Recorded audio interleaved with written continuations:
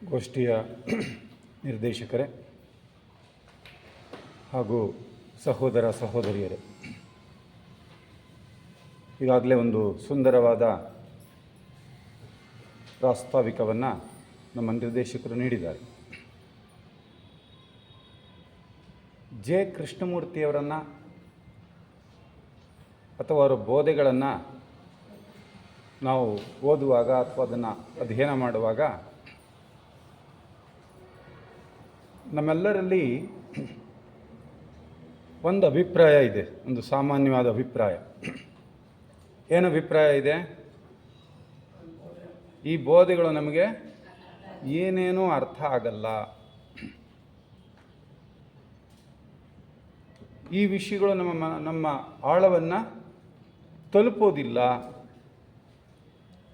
ಈ ಥರ ಸಾಕಷ್ಟು ಅಭಿಪ್ರಾಯಗಳು ನಮ್ಮಲ್ಲಿ ಇದ್ದುಬಿಟ್ಟಿದೆ. ಅದಕ್ಕೆ ನಾವು ಮೊದಲು ನಮ್ಮೆಲ್ಲ ಪೂರ್ವ ಅಭಿಪ್ರಾಯಗಳಿದ್ದಾವಲ್ಲ, ಈಗ ನಾವು ಸಾಕಷ್ಟು ಹಿಂದೆ ತಿಳಿದುಕೊಂಡಿದ್ದೇವೆ, ಸಾಕಷ್ಟು ವಿಚಾರಗಳನ್ನ ತಿಳ್ಕೊಂಡಿದ್ದೇವೆ, ಬೇಕಾದಷ್ಟು ಗ್ರಂಥಗಳನ್ನ ಅಧ್ಯಯನ ಮಾಡಿದ್ದೇವೆ, ಬೇರೆ ಬೇರೆ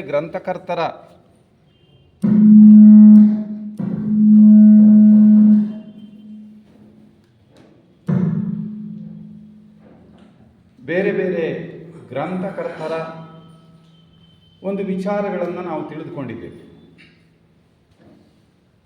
ಈ ಹಿಂದೆ ನಾವು ತಿಳ್ಕೊಂಡಿರುವಂಥ ವಿಚಾರಗಳಿಗೂ ಜೆ.ಕೆ. ನಮಗೆ ಕೊಡ್ತಾ ಇರತಕ್ಕಂಥ ವಿಚಾರಗಳಿಗೂ ಸಾಕಷ್ಟು ವ್ಯತ್ಯಾಸ ಇದೆ ಅಂತ ಅನಿಸುತ್ತೆ.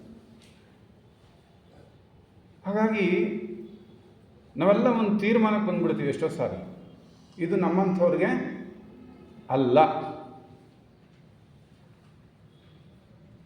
ಮೊದಲು ನಾವು ಈ ಅಭಿಪ್ರಾಯದಿಂದ ಆಚೆ ಬಂದ್ಬಿಡಬೇಕು.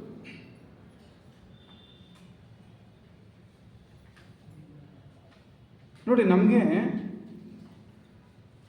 ಆತ್ಮ, ಪರಮಾತ್ಮ ಇಂಥ ಎಲ್ಲ ವಿಚಾರಗಳಿದ್ದಾವಲ್ಲ, ಇದೆಲ್ಲ ನಮಗೆ ನಿಜವಾಗ್ಲೂ ಗೊತ್ತಿದೆಯಾ? ಆತ್ಮ ಗೊತ್ತಿದೆಯಾ ನಮಗೆ? ಪರಮಾತ್ಮ ಗೊತ್ತಿದೆಯಾ ನಮಗೆ? ನೋಡಿ, ಯಾವುದೋ ಗೊತ್ತಿಲ್ಲದೆ ಇರುವಂತಹ ಅವ್ಯಕ್ತವಾದಂತಹ ವಿಚಾರಗಳನ್ನು ಗೊತ್ತಿದೆ ಅನ್ನೋ ರೀತಿಯಲ್ಲಿ ನಾವು ವರ್ತಿಸ್ತಾ ಇದ್ದೀವಿ. ಇದು ಒಂದು ರೀತಿಯಲ್ಲಿ ನಾಟಕನೋ ಸಹಜನ?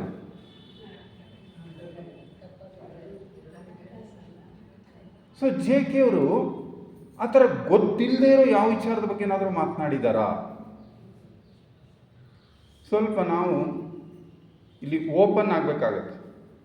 ಜೆ.ಕೆ. ವಿಷಯನ ನಾವು ಅರ್ಥ ಮಾಡ್ಕೊಳ್ಬೇಕಾದ್ರೆ ನಮ್ಮ ಎಲ್ಲ ಪೂರ್ವಾಭಿಪ್ರಾಯಗಳಿದ್ದಾವಲ್ಲ, ಅವರಿಂದ ಆಚೆ ಬಂದು ಸುಮ್ಮನೆ ಕೇಳಬೇಕು, ಸುಮ್ಮನೆ ಅರ್ಥ ಮಾಡ್ಕೊಳ್ತಾ ಹೋಗಬೇಕು. ಜೊತೆಗೆ ಸುಮ್ಮನೆ ಕೇಳಬೇಕು ಅನ್ನುವಾಗಲೂ ಮತ್ತೆ ಹೇಗೆ ಅಂದರೆ ಅದ್ರ ಜೊತೆಯಲ್ಲಿ ನಾವು ಹೋಗ್ಬೇಕು ಸ್ವಲ್ಪ. ನೋಡಿ, ಯಾವುದು ನಮಗೆ ಗೊತ್ತಿಲ್ಲದೆ ಇರುವಂಥ ಆತ್ಮ, ಪರಮಾತ್ಮ ಇಂತಹ ಕೆಲವು ಏನು ಅವ್ಯಕ್ತವಾದಂಥ ವಿಚಾರಗಳೇ ನಮ್ಗೆ ಅರ್ಥವಾಗಿದೆ ಅನ್ನೋ ಥರ ಇದ್ಮೇಲೆ ಜೆ.ಕೆ. ಆ ಥರ ಯಾವ ಕಲ್ಪನೆ ವಿಚಾರಗಳನ್ನ ಹೇಳಿಲ್ವಲ್ಲ. ಅವರು ಹೇಳಿದ್ದೆಲ್ಲ ಯಾವುದು ವಿಚಾರ? ಗೊತ್ತಿರೋದು. ಈಗ ನಾವು ಏನು ಆಗಿದ್ದೀವೋ, ಏನು ನಮ್ಮಲ್ಲಿ ಇದೆಯೋ ಅದನ್ನು ಅವ್ರು ಹೇಳ್ತಾ ಹೋದರೆ ಮತ್ತೆ ನಾವು ಯಾಕೆ ನಮ್ಗೆ ಅರ್ಥ ಆಗಿಲ್ಲ ಅಂತ ಅಂದ್ಕೊಳ್ಬೇಕು? ಸ್ವಲ್ಪ ನೋಡೋಣ ಇದನ್ನು, ಸ್ವಲ್ಪ ಅವ್ರು ಹೇಳಿದಾಗೆ ಅರಿವಿನಿಂದ ಸ್ವಲ್ಪ ಅರ್ಥ ಮಾಡ್ಕೊಳ್ಳೋ ಪ್ರಯತ್ನ ಮಾಡೋಣ. ಗೊತ್ತಿಲ್ಲದಿರೋ ದೇವ್ರು ಗೊತ್ತಿದೆ ಅನ್ನೋ ಥರ ನಾವು ಹೋಗ್ತೀವಿ. ನಮ್ಗೆ ಯಾವ ಸತ್ಯ ಗೊತ್ತಿಲ್ವೋ ಆ ಸತ್ಯ ನಾವು ಅರ್ಥ ಆಗ್ಬಿಟ್ಟಿದೆ ಅನ್ನೋ ಥರದಲ್ಲಿ ಇರ್ತೀವಿ. ಅಂತ ಯಾವುದೇ ಅಗೋಚರವಾದಂಥ ಅವ್ಯಕ್ತವಾದಂಥ ಒಂದು ಅಬ್ಸ್ಟ್ರಾಕ್ಟ್ ಅಂತ ಏನು ಹೇಳ್ತೀವಲ್ಲ, ಅಂತ ಅಬ್ಸ್ಟ್ರಾಕ್ಟ್ ವಿಷಯಗಳನ್ನು ಜೆ.ಕೆ. ಯಾವತ್ತಾದರೂ ಪ್ರಸ್ತಾಪ ಮಾಡಿದ್ದಾರಾ? ಅವರು ತಮ್ಮೆಲ್ಲ ಉಪನ್ಯಾಸಗಳಲ್ಲಿ ಅವರು ಪ್ರಸ್ತಾಪ ಮಾಡಿದ್ದು ಈಗ ನೀನು ಏನಿದೆಯೋ, what you are now. So ಮತ್ತು ನನಗೆ ಯಾಕೆ ಇದು ಅರ್ಥ ಆಗಲ್ಲ? ಹಾಗಾದರೆ ನಾನು ಜೊತೆಗೆ ಅದು ಇನ್ನೊಂದೇನೆಂದರೆ, ನಾನು ಮುಂದೇನಾಗಬೇಕು ಅನ್ನೋದಲ್ಲ ಅವ್ರು ಹೇಳಿದ್ದು, ಈಗ ನೀನೇನಾಗಿದೆಯೋ ಅದನ್ನು ನೋಡ್ಕೊಳ್ಳೋ ವಿಷಯ ನಮಗೆ ಪ್ರಸ್ತಾಪ ಮಾಡ್ತಾರೆ. ಈಗ ನಮ್ಮ ಒಬ್ಬೊಬ್ಬರಲ್ಲಿಯೂ ಏನು ನಡೀತಾ ಇದೆಯೋ ಅದನ್ನು ನೋಡ್ಕೊಳ್ಳೋಕೆ ಹೇಳ್ತಾರೆ. ಸೊ ನಮ್ಗೆ ಯಾಕೆ ಮತ್ತು ಅದು ಅರ್ಥ ಆಗ್ತಾ ಇಲ್ಲ. ಯಾಕೆಂದರೆ ಅವರು ಪ್ರಸ್ತಾವನೆಯಲ್ಲಿ ಕೊನೆಯ ಘಟ್ಟದಲ್ಲಿ ಒಂದು ಸುಂದರವಾದ ವಿಷಯವನ್ನು ಹೇಳಿದರು. ಆನಂದದ ಒಂದು ಬೀಗದ ಕೈ ಇದೆ ಅಂತ. ಆ ಬೀಗದ ಕೈ ಯಾರ ಹತ್ರ ಇದೆ ಅಂತ ಹೇಳಿದ್ರು? ಯಾರ ಹತ್ರ ಇದೆ? ಇಲ್ಲ, ನಮ್ದು ಮಾತ್ರ ನಮ್ಮ ಹತ್ರ ಇಲ್ಲ. ನಮ್ಮ ಆನಂದದ ಬೀಗದಕ್ಕಿಂತ ನಾವು ಯಾರ್ದೋ ಕೈ ಕೊಟ್ಬಿಟ್ಟಿದ್ವಿ. ಯಾರ ಕೈ ಕೊಟ್ಟಿದ್ದೀವಿ ಗೊತ್ತಾ? ಯಾರೋ ನಮ್ಮಿಂದ ಹೊರಗಿರುವಂಥ ಒಬ್ಬ ಗುರು, ಯಾರೋ ನಮ್ಮಿಂದ ಹೊರಗಿರೋ ಒಬ್ಬ ಮುಖಂಡ, ಯಾರೋ ನಮಗಿಂತ ಹೊರಗಿರುವಂಥ ಒಂದು ಸಂಸ್ಥೆ, ಅಷ್ಟೇಕೆ ನಮ್ಮಿಂದ ಹೊರಗಿರೋ ದೇವರು. ನಮ್ಮ ಆನಂದದ ಬೀಗದಕ್ಕಿಂತ ಇವ್ರ ಕೈ ಕೊಟ್ಬಿಟ್ಟಿದ್ವಿ ನಾವು.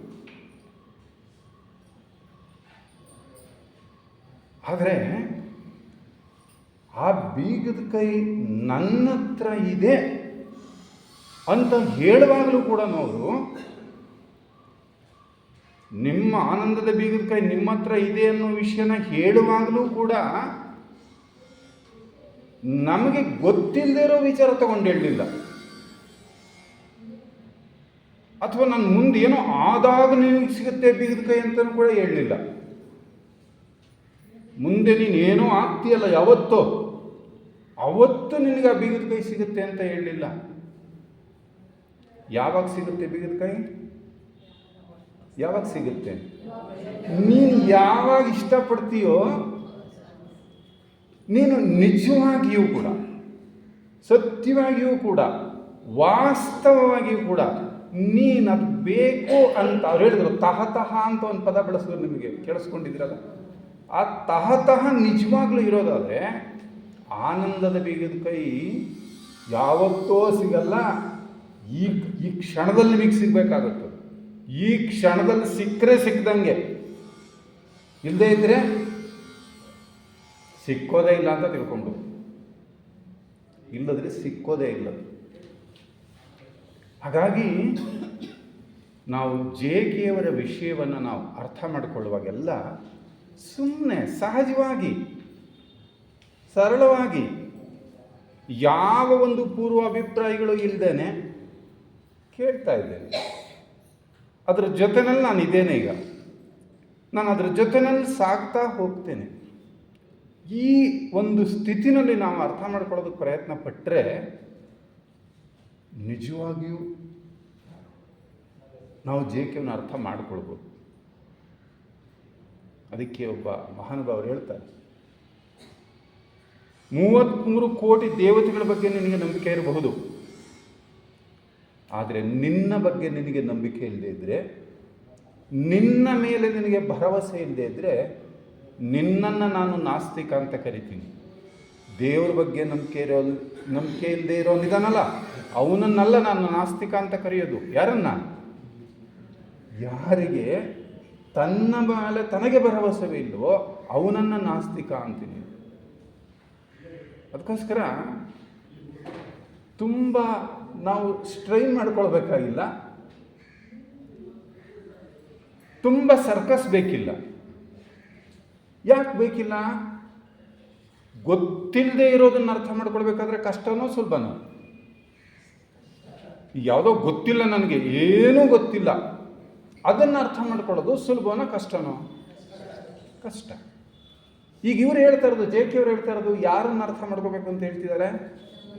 ನಮ್ಮನ್ನು. ಮತ್ತೆ ನನ್ನನ್ನೇ ನಾನು ಅರ್ಥ ಮಾಡ್ಕೊಳ್ಳೋಕ್ಕಾಗಲಿಲ್ಲ ಅಂತಾದರೆ, ನನ್ನನ್ನು ನಾನು ಅರಿಯುವ ಪ್ರಯತ್ನವನ್ನು ಮಾಡಲಿಲ್ಲ ಅಂತಾದರೆ, ನಾನು ಹೊರಗಿನ ಯಾವುದನ್ನೋ ಹೊರಗಿನ ಯಾರನ್ನೋ ಅರ್ಥ ಮಾಡ್ಕೊಳ್ತೀನಿ ಅಂತಾದರೆ, ಅಥವಾ ನನ್ನನ್ನು ಅರ್ಥ ಮಾಡ್ಕೊಳ್ಳೋದಕ್ಕೆ ಯಾರೋ ನನಗೆ ಸಹಾಯ ಮಾಡಬೇಕು ಅಂತಾದರೆ, ಅದು ಸಾಧ್ಯ ಇದೆಯಾ? ಸಾಧ್ಯ ಇಲ್ಲ. ಅದಕ್ಕೋಸ್ಕರ ಈ ಕೃಷ್ಣಜಿಯವರ ಬೋಧನೆಗಳನ್ನು ನಾವು ಕೇಳುವಾಗ ಬಹಳ ಸರಳವಾಗಿ, ನಮ್ರವಾಗಿ, ವಿನಮ್ರವಾಗಿ ಕೇಳುತ್ತಾ ಹೋಗು. ಈಗ ಮೊದಲನೇ ವಿಷಯ, ನಾವು ಏನನ್ನು ಅನ್ವೇಷಿಸುತ್ತಿದ್ದೇವೆ. ಅಲ್ಲಿ ಒಂದು ಖಚಿತ ಆಯಿತು. ಆ ಪ್ರಶ್ನೆ ಬಂದ ತಕ್ಷಣ ಒಂದು ಖಚಿತ ಆಗಬೇಕು ನಮಗೆ, ನಾವು ಏನನ್ನು ಅನ್ವೇಷಿಸುತ್ತಿದ್ದೇವೆ ಅಂತ ಪ್ರಶ್ನೆ ಒಳಗಡೆ ಒಂದು ಉತ್ತರ ಇದೆ. ಏನಿದೆ ಉತ್ತರ? ನಾವು ಏನನ್ನು ಅನ್ವೇಷಿಸುತ್ತಿದ್ದೇವೆ ಅನ್ನುವಾಗ ಒಂದು ಅರ್ಥ ಅಲ್ಲಿ ನಮಗೆ ಆಗಬೇಕು. ಒಟ್ಟಾರೆಯಾಗಿ ನಾವೆಲ್ಲರೂ ಕೂಡ ಏನು ಮಾಡ್ತಾ ಇದ್ದೇವೆ? ಹುಡುಕ್ತಾ ಇದ್ದೇವೆ, ಅನ್ವೇಷಣೆ ಮಾಡ್ತಾ ಇದ್ದೇವೆ. ಏನನ್ನು ಹುಡುಕ್ತಾ ಇದ್ದೇವೆ ಅಂತ ಪ್ರಶ್ನೆ ಕೇಳಿದ್ದಾರೆ ಅಂದರೆ ನಾವೇನನ್ನು ಒಟ್ಟಾರೆ ಏನು ಮಾಡ್ತಾ ಇದ್ದೀವಿ? ಹುಡುಕ್ತಾ ಇದ್ದೇವೆ, ಅನ್ವೇಷಣೆ ಮಾಡ್ತಾ ಇದ್ದೇವೆ.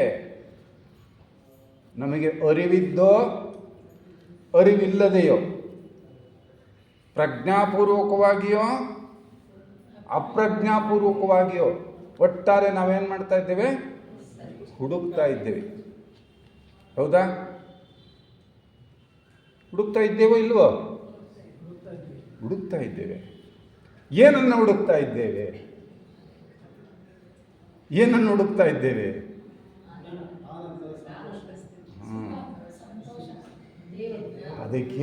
ಅದಕ್ಕೆ ಅವರು ಬಹಳ ಒಳ್ಳೆ ಸಬ್ಜೆಕ್ಟ್ನ ಕೊಟ್ಟರು. ನೋಡಿ, ಹುಡುಕ್ತಾ ಇದ್ದೇವೆ ಅಂತ ಗೊತ್ತು ನಮಗೆ, ಏನನ್ನು ಹುಡುಕ್ತಾ ಇದ್ದೀವಿ ಅಂತ ಕೇಳಿದ್ರೆ ನೋಡಿ ಎಷ್ಟು ನಾವೆಲ್ಲ ಒಂದು ರೀತಿ ನಾವು ನಿದ್ರೆಯಲ್ಲಿದ್ದೀವೋ ಅಥವಾ ನಿದ್ರೆ ಮಾಡ್ತಾ ಇರೋ ಥರ ಇದ್ದೀವೋ ಸ್ವಲ್ಪ ನಮ್ಮನ್ನು ನೋಡ್ಕೋಬೇಕು. ಒಂದು ರೀತಿ ನಿದ್ರೆ ಬಂದರೆ ಎಬ್ಬರಿಸ್ಬಿಡ್ಬೋದೇನೋ. ನಮ್ದು ಹೆಂಗಿದೆ? ನಿದ್ರೆ ಬಂದಿರೋ ಥರ ಇಟ್ಬಿಟ್ಟಿದ್ದೀವಿ ನಾವು. ನಮ್ಮಂಥವ್ರನ್ನ ಏಳ್ಸೋದು ಕಷ್ಟ. ಅದಕ್ಕೆ ನಾವು ಹುಡುಕ್ತಾ ಇದ್ದೀವಿ. ಏನನ್ನು ನಾವು ಹುಡುಕ್ತಾ ಇದ್ದೀವಿ, ಏನನ್ನು ಹುಡುಕೋ ಪ್ರಯತ್ನ ಮಾಡ್ತಾ ಇದ್ದೀವಿ ಅಂತ ಹೇಳಿದ್ರೆ, ಯಾವುದು ಇಲ್ಲವೋ, ಅವ್ರು ಅದನ್ನೇ ಹೇಳಿದ್ರು ನಿರ್ದೇಶಕರು, ಯಾವುದು ಇಲ್ಲವೋ, ಯಾವುದು ನನಗೆ ಗೊತ್ತಿಲ್ವೋ ಅದನ್ನು ನಾವೇನು ಮಾಡ್ತಾ ಇದ್ದೇವೆ? ಸಾಮಾನ್ಯವಾಗಿ ಹುಡುಕ್ತಾ ಇದ್ದೇವೆ. ಇವತ್ತು ಪ್ರಪಂಚದ ಒಂದು ಸ್ಥಿತಿಯನ್ನು, ಪರಿಸ್ಥಿತಿಯನ್ನು ನೋಡಿದ್ರೆ ಎಲ್ಲೆಲ್ಲೂ ನಮಗೆ ಏನು ಕಾಣ್ತಾ ಇದೆ? ಅಶಾಂತಿ, ಅಶಾಂತಿ, ದುಃಖ, ದುಮ್ಮಾನ, ದುಗುಡ ಎಲ್ಲ ಇದೇ ಕಾಣ್ತಾ ಇದೆಯಲ್ಲ. ಸೊ ಅದಕ್ಕೆ ನಾವು ಸ್ವಲ್ಪ ಏನು ಮಾಡ್ತಾ ಇದ್ದೀವಿ? ಈ ಎಲ್ಲದಕ್ಕೆ ಬದಲಾಗಿ ಇಂಥ ಅಶಾಂತಿ, ದುಃಖ, ದುಗುಡ, ದುಮ್ಮಾನ ಇವುಗಳ ಹೊರತಾಗಿ ನಾವು ಸ್ವಲ್ಪ ಹೆಂಗಿರಬೇಕು ಅಂತ ಇಷ್ಟ ನಮಗೆಲ್ಲ ಕೂಡ. ಶಾಂತವಾಗಿರಬೇಕು, ಬಹಳ ಸಂತೋಷವಾಗಿರಬೇಕು. ಸೊ ನಾವು ಶಾಂತವಾಗಿರಬೇಕು, ಸಂತೋಷವಾಗಿರಬೇಕು, ಸುಖವಾಗಿರಬೇಕು ಅಂದರೆ ಅದಕ್ಕೆ ನಮ್ಗೆ ಏನು ಬೇಕು? ಯಾವುದೋ ಒಂದು ಆಶ್ರಯ ಬೇಕು ನಮಗೆ. ಒಂದು ಅವಲಂಬಿತರು ನಾವೆಲ್ಲ ಕೂಡ. ನಮ್ಗೆ ಅವಲಂಬನೆ ಇಲ್ಲದೆ ಬದುಕೋದಕ್ಕೆ ನಮ್ಮ ಕೈನಲ್ಲಿ ಸಾಧ್ಯ ಇಲ್ಲ. ಅದಕ್ಕೋಸ್ಕರ ನಾವೆಲ್ಲ ಅಂತಹ ಒಂದು ಸಂತೋಷವನ್ನು, ಶಾಂತಿಯನ್ನು ಹುಡುಕ್ತಾ ಇದ್ದೇವೆ. ಹುಡುಕ್ತಾ ಇದ್ದೇವಾ? ಹುಡುಕ್ತಾ ಇದ್ದೇವಾ? ಖಂಡಿತ ಹುಡುಕ್ತಾ ಇದ್ದೀವಿ. ಸೊ ಅದು ಎಲ್ಲಿ ಸಿಗುತ್ತೆ ಅಂತ ಅಂದ್ಕೊಂಡಿದ್ವಿ ನಾವು? ಅಂಥ ಶಾಂತಿ, ಅಂಥ ಸಮಾಧಾನ ಎಲ್ಲಿ ಸಿಗುತ್ತೆ? ಎಲ್ಲೋ ಹೊರಗಡೆ ಸಿಗುತ್ತೆ. ಇಂಥವ್ರಿದಾರಂತೆ, ಅವ್ರ ಬೋಧೆಗಳನ್ನ ಕೇಳಿಬಿಟ್ರೆ ತುಂಬ ಪಾವನಾಗಿ ಹೋಗ್ಬಿಡ್ತೀವಿ. ಸೊ ಆ ಮುಖಂಡ ಅಲ್ಲಿ ಒಂದಷ್ಟು ದಿನ ಹೋಗ್ತೀವಿ, ಸಿಗ್ತಾ ಶಾಂತಿ? ಸಿಗಲಿಲ್ಲ. ಮತ್ತೇನು ಮಾಡ್ತೀವಿ? ಇನ್ನೊಬ್ಬ ಮುಖಂಡ, ಇನ್ನೊಬ್ಬರಿದ್ದಾರಂತೆ, ಅವ್ರ ಬೋಧೆನ ತುಂಬ ಚೆನ್ನಾಗಿ ಕೊಡ್ತಾರಂತೆ. ಸೊ ನೋಡಿ, ಒಬ್ಬ ಮುಖಂಡನಿಂದ ಇನ್ನೊಬ್ಬ ಮುಖಂಡ, ಒಂದು ಸಂಸ್ಥೆಯಿಂದ ಇನ್ನೊಂದು ಸಂಸ್ಥೆ, ಒಬ್ಬ ಗುರುವಿನಿಂದ ಇನ್ನೊಬ್ಬ ಗುರು. ಇಷ್ಟೇ ಆದರೂ ಪರವಾಗಿರಲಿಲ್ಲ, ಇನ್ನೂ ಮುಂದಕ್ಕಿದೆ. ಒಬ್ಬ ದೇವರಿಂದ ಇನ್ನೊಬ್ಬ ದೇವರು, ಚೇಂಜ್.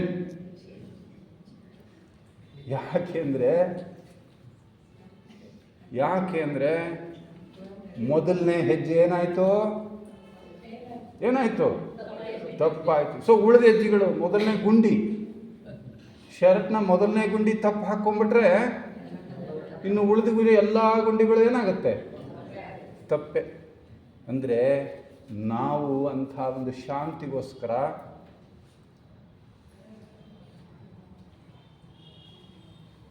ಎಲ್ಲಿ ಹುಡುಕೋದಕ್ಕೆ ಹೋದ್ವಿ ಅಂದರೆ ಹೊರಗಡೆನೆ ಹುಡುಕೋದಕ್ಕೆ ಹೋದ್ವಿ.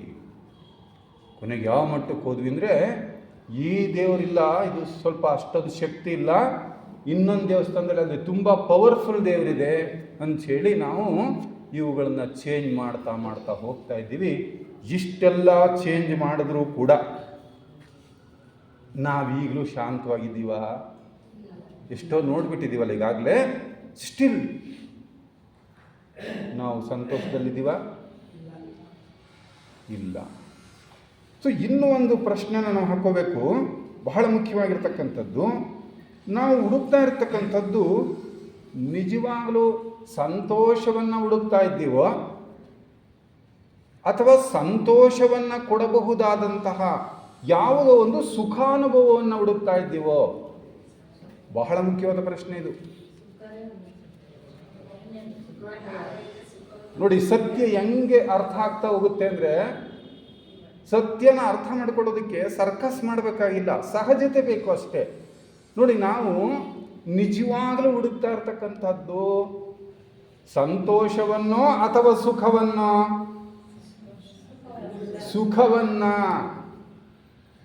ಆ ಸುಖದ ಅನುಭವವನ್ನೇ ನಾವೇನಂತ ತಿಳ್ಕೊಂಡ್ಬಿಟ್ಟಿದ್ದೀವಿ? ಸಂತೋಷ ಅಂತ ನಾವು ತಿಳಿದುಕೊಂಡಿದ್ದೀವಿ. ಯಾವುದೆಲ್ಲವೂ ನಮಗೆ ಸುಖದ ಅನುಭವವನ್ನು ಕೊಡ್ತಾ ಹೋಗುತ್ತೋ, ನನಗೆ ಈ ತಕ್ಷಣಕ್ಕೆ ಒಂದು ಕಪ್ ಬಿಸಿ ಕಾಫಿ ಬೇಕು, ಒಂದು ಕಪ್ ಅಷ್ಟೇ ನನಗೆ. ಸೊ ಆ ಬಿಸಿ ಕಾಫಿ ಕುಡಿಯುವಾಗ ನಾನು ಹೆಂಗಿದ್ದೀನಿ? ಸೊ ಆ ಸಂತೋಷಕ್ಕೆ ನಾನು ಸಂತೋಷನ ಕೊಡ್ತಾ ಇರೋದು ಯಾವುದು? ಈ ಸುಖದ ಅನುಭವ. ಸೊ ನಾನು ಬಯಸ್ತಾ ಇರೋದು ನಿಜವಾಗ್ಲೂ ಕೂಡ ಸುಖದ ಅನುಭವವನ್ನು. ನಿಜವಾಗ್ಲೂ ನಾನು ಸಂತೋಷನ ಹುಡುಕ್ತಾ ಇಲ್ಲ, ಸಂತೋಷವನ್ನು ಕೊಡಬಹುದಾದಂತಹ ಒಂದು ಸುಖದ ಅನುಭವವನ್ನು ಹುಡುಕ್ತಾ ಇದ್ದೀನಿ. ಇದನ್ನು ನಾವು ಸರಿಯಾಗಿ ಅರ್ಥ ಮಾಡಿಕೊಳ್ಬೇಕು. ಕಾರಣ, ಸಂತೋಷವನ್ನು ಹುಡುಕೋದಕ್ಕೆ ಸಾಧ್ಯ ಇಲ್ಲ. ಯಾಕೆ ಸಾಧ್ಯ ಇಲ್ಲ? ಆ ಸಂತೋಷ ಅನ್ನುವಂಥದ್ದು ಇದೆಯಲ್ಲ, ಅದು ಒಂದು ಸ್ಥಿತಿ. ಅದೊಂದು ಸ್ಥಿತಿ, ಅರಿವಿನ ಸ್ಥಿತಿ. ಅದು ಯಾವುದೋ ಒಂದರ ಸುಖದ ಅನುಭವದಿಂದ ಬರ್ತದೆ ಅಂತ ನಾವು ಅಂದ್ಕೊಂಡ್ಬಿಡು. ಅದು ಸಂತೋಷ ಅಂತಕ್ಕಂಥದ್ದು ಒಂದು ಸ್ಥಿತಿ. ಅದಕ್ಕೋಸ್ಕರ ನೋಡಿ, ಇದು ಎಷ್ಟು ಚೆನ್ನಾಗಿ ನಮ್ಗೆ ಅರ್ಥ ಆಗುತ್ತೆ ಅಂದರೆ, ನಮ್ಮಲ್ಲಿ ಪ್ರಪಂಚದಲ್ಲಿ ಬೇಕಾದಷ್ಟು ಜನ ಸುಖಿಗಳಿದ್ದಾರೆ, ಸುಖವಾಗಿದ್ದೀವಿ. ಸಂತೋಷವಾಗಿದ್ದೀವ? ನೋಡಿ, ಸಂತೋಷಕ್ಕೂ ಸುಖಕ್ಕೂ ತುಂಬ ವ್ಯತ್ಯಾಸ ಇದೆ, ನಾವು ಅರ್ಥ ಮಾಡಿಕೊಳ್ಬೇಕು. ಪ್ರಪಂಚದಲ್ಲಿ ಸುಖ ಯಾರಿಗಿಲ್ಲ? ಎಲ್ಲೋ ಕೆಲವರು ತೀರಾ ಕಡಿಮೆ ಸುಖ ಇಲ್ಲ ಅನ್ನೋಂಥವ್ರು ಇವತ್ತಿನ ಜಗತ್ತಿನಲ್ಲಿ ಒಬ್ಬ ಕೂಲಿ ಮಾಡುವವನು ಕೂಡ ಆಲ್ಮೋಸ್ಟ್ ಸುಖವಾಗಿದ್ದಾನೆ. ಹಾಗಾದರೆ ಅಗರ್ಭ ಶ್ರೀಮಂತ ಅಂತ ಅನ್ನಿಸ್ಕೊಂಡಿರೋನು ಸುಖವಾಗಿ ಅವನೂ ಇದ್ದಾನೆ, ಆದರೆ ಶಾಂತವಾಗಿಲ್ಲ. ಸೊ ನಾವೆಲ್ಲ ಸುಖವನ್ನು ನಾವು ಹುಡುಕ್ತಾ ಇದ್ದೀವಿ, ಸುಖದ ಅನುಭವವನ್ನು ನಾವು ಹುಡುಕ್ತಾ ಇದ್ದೀವಿ. ಅದಕ್ಕೋಸ್ಕರ ನಮ್ಮ ಪರಿಸ್ಥಿತಿಯನ್ನು, ನಮ್ಮ ವಾಸ್ತವ ಸ್ಥಿತಿಯನ್ನು ಸರಿಯಾಗಿ ಅರ್ಥ ಮಾಡ್ಕೊಳ್ಬೇಕು. ನಾವೆಲ್ಲರೂ ಅನ್ವೇಷಣೆ ಮಾಡ್ತಾ ಇರ್ತಕ್ಕಂಥದ್ದು ಸುಖದ ಅನುಭವವನ್ನು. ನೋಡ್ತೀವಿ ನಾವು ಚರಿತ್ರೆ ನೋಡುವಾಗ ಬಹಳಷ್ಟು ಜನ ಕಷ್ಟದಲ್ಲಿದ್ದರು. ರಾಮಕೃಷ್ಣ ಪರಮಹಂಸರು, ಶಾರದಾದೇವಿ ಅವರು ಕಷ್ಟದಲ್ಲಿದ್ದರು, ಸುಖದಲ್ಲಿದ್ದರು, ಸಂತೋಷವಾಗಿದ್ದರು, ದುಃಖದಲ್ಲಿದ್ದರು. ನೋಡಿ ಎಷ್ಟು ಚೆನ್ನಾಗಿದೆ. ಅವರು ಸುಖದಲ್ಲಿದ್ರೋ ಕಷ್ಟದಲ್ಲಿದ್ರು ಅಂದರೆ ಕಷ್ಟದಲ್ಲಿದ್ದರು, ಸಂತೋಷದಲ್ಲಿದ್ರೋ ದುಃಖದಲ್ಲಿದ್ದು ಅಂದರೆ ಸಂತೋಷದಲ್ಲಿದ್ದರು. ಸೊ ಅವ್ರು ಹುಡುಕಿದ್ದು ಸಂತೋಷ ಅಷ್ಟೇ. ನಾವು ಹುಡುಕ್ತಾ ಇರೋದು ಸುಖದ ಅನುಭವನ ಹುಡುಕ್ತಾ ಇದ್ದೀವಿ. ಅದಕ್ಕೋಸ್ಕರ ಮೊದಲನೇ ಹೆಜ್ಜೆ ತಪ್ಪಾಗ್ತಾಯಿದೆ ನಮ್ಮದು. ಯಾವುದೋ ಒಬ್ಬ ವ್ಯಕ್ತಿ ಒಂದು ಧ್ಯೇಯ ಅಥವಾ ಒಂದು ವಿಚಾರಕ್ಕೆ ಯಾವುದೋ ಒಂದು ನಂಬಿಕೆಯಿಂದ ನಮ್ಮನ್ನು ನಾವು ಅರ್ಪಣೆ ಮಾಡ್ಕೊಂಡ್ಬಿಟ್ರೆ ಅಲ್ಲಿ ನಾವು ಆ ಆಶ್ರಯದಲ್ಲಿ ನಾವು ಆರಾಮಾಗಿ ಇದ್ಬಿಡ್ಬೋದು ಅಂತ ಅಂದ್ಕೊಂಡಿದ್ದೀವಿ. ಅದನ್ನೇ ಮಾಡಿದ್ದೀವಿ ಕೂಡ ಇಲ್ಲಿವರೆಗೆ. ಅದನ್ನು ಬಿಟ್ಟು ಬೇರೆ ಇನ್ನೇನಾದ್ರು ಮಾಡಿದ್ದೇವೆ ನಾವು? ಅದು ಯಾರ್ದೋ ಆಶ್ರಯ ಇರ್ಬೋದು, ಗುರುವಿನ ಆಶ್ರಯ ಇರ್ಬೋದು, ಯಾರೋ ಒಂದು ಸಂಸ್ಥೆ ಆಶ್ರಯ ಇರ್ಬೋದು, ಒಬ್ಬ ಮುಖಂಡನ ಆಶ್ರಯ ಇರ್ಬೋದು, ದೇವರ ಆಶ್ರಯ ಇರ್ಬೋದು. ಸೊ ಅಲ್ಲಿ ನಾವು ಆರಾಮಾಗಿ ಇದ್ಬಿಡ್ಬೋದು ಅಂತ ಅಂದ್ಕೊಂಡು ಸ್ವಲ್ಪ ಆರಾಮಾಗೂ ಇದ್ದೀವಿ ಅಂತಲೂ ಇಟ್ಕೊಳ್ಳೋಣ. ಆದರೆ ನಮ್ಮ ಸಮಸ್ಯೆಗಳು ಪರಿಹಾರ ಆಗಿದ್ದಾವ? ನಮ್ಮ ಸಮಸ್ಯೆಗಳು ಪರಿಹಾರ ಆಗಿದ್ದಾವ? ಮತ್ತೆ ಯಾಕಾಗಿಲ್ಲ? ದೇವರನ್ನು ಆಶ್ರಯಿಸಿದ್ದೀವಿ, ಗುರುಗಳನ್ನು ಆಶ್ರಯಿಸಿದ್ದೀವಿ, ಮುಖಂಡರನ್ನು ಆಶ್ರಯಿಸಿದ್ದೀವಿ. ಇವರೆಲ್ಲರನ್ನ ಆಶ್ರಯಿಸಿದ ಮೇಲೆ ನಮ್ಮ ಸಮಸ್ಯೆಗಳು ಬಗೆಹರಿಬೇಕಾಗಿತ್ತಲ್ಲ. ಬಗೆಹರಿದಿದೆಯಾ? ಖಂಡಿತ ಬಗೆಹರಿದಿಲ್ಲ, ಪರಿಹಾರ ಸಿಕ್ಕಿಲ್ಲ. ಕೇವಲ ಇನ್ನೂ ಕೂಡ ನಮ್ಮಲ್ಲಿ ಏನು ನಡೀತಾ ಇದೆ, ನಮ್ಮೊಳಗಡೆ ಏನು ನಡೀತಾ ಇದೆ? ಘರ್ಷಣೆ, ಹೋರಾಟ, ಗದ್ದಲ ಇದೇ ನಡೀತಾ ಇದ್ದಾವೆ. ಅಂದಮೇಲೆ ನಾವು ಮತ್ತೆ ಏನನ್ನು ಅಪೇಕ್ಷಿಸ್ತಾ ಇದ್ದೇವೆ ಇದು ನಮಗೆ ಸ್ಪಷ್ಟ ಆಗಬೇಕು. ಇನ್ನೇನೇನೋ ತಿಳ್ಕೊಳ್ಳೋದಲ್ಲ, ನಾವು ಏನನ್ನು ಹುಡುಕ್ತಾ ಇದ್ದೀವಿ, ನಾವೇನನ್ನು ಅಪೇಕ್ಷೆ ಪಡ್ತಾ ಇದ್ದೀವಿ ಅಂತಕ್ಕಂಥದ್ದನ್ನು ನಾವು ಸರಿಯಾಗಿ ಅರ್ಥ ಮಾಡಿಕೊಳ್ಬೇಕು. ಇದನ್ನು ಅರ್ಥ ಮಾಡಿಕೊಳ್ಳೋದಕ್ಕೆ ನಾವು ಎಲ್ಲಿಗೆ ಹೋಗಬೇಕು?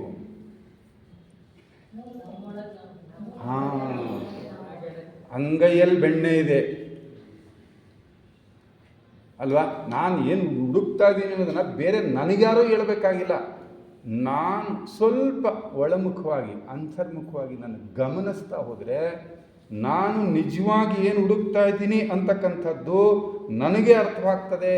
ಅದಕ್ಕೆ ಅವ್ರು ಹೇಳ್ತಾರೆ, ಇದು ಸ್ಪಷ್ಟವಾದರೆ, ನಾನು ಏನನ್ನು ಹುಡುಕ್ತಾ ಇದ್ದೇನೆ ಅನ್ನುವಂಥದ್ದು ಸ್ಪಷ್ಟವಾದರೆ ನಾವು ಯಾವ ಗುರುವಿನ ಬಳಿಗಾಗಲಿ, ಚರ್ಚ್ಗಾಗಲಿ, ದೇವಾಲಯಕ್ಕಾಗಲಿ, ಸಂಸ್ಥೆಗಳಿಗಾಗಲಿ ಹೋಗುವ ಅಗತ್ಯವೇ ಇರುವುದಿಲ್ಲ.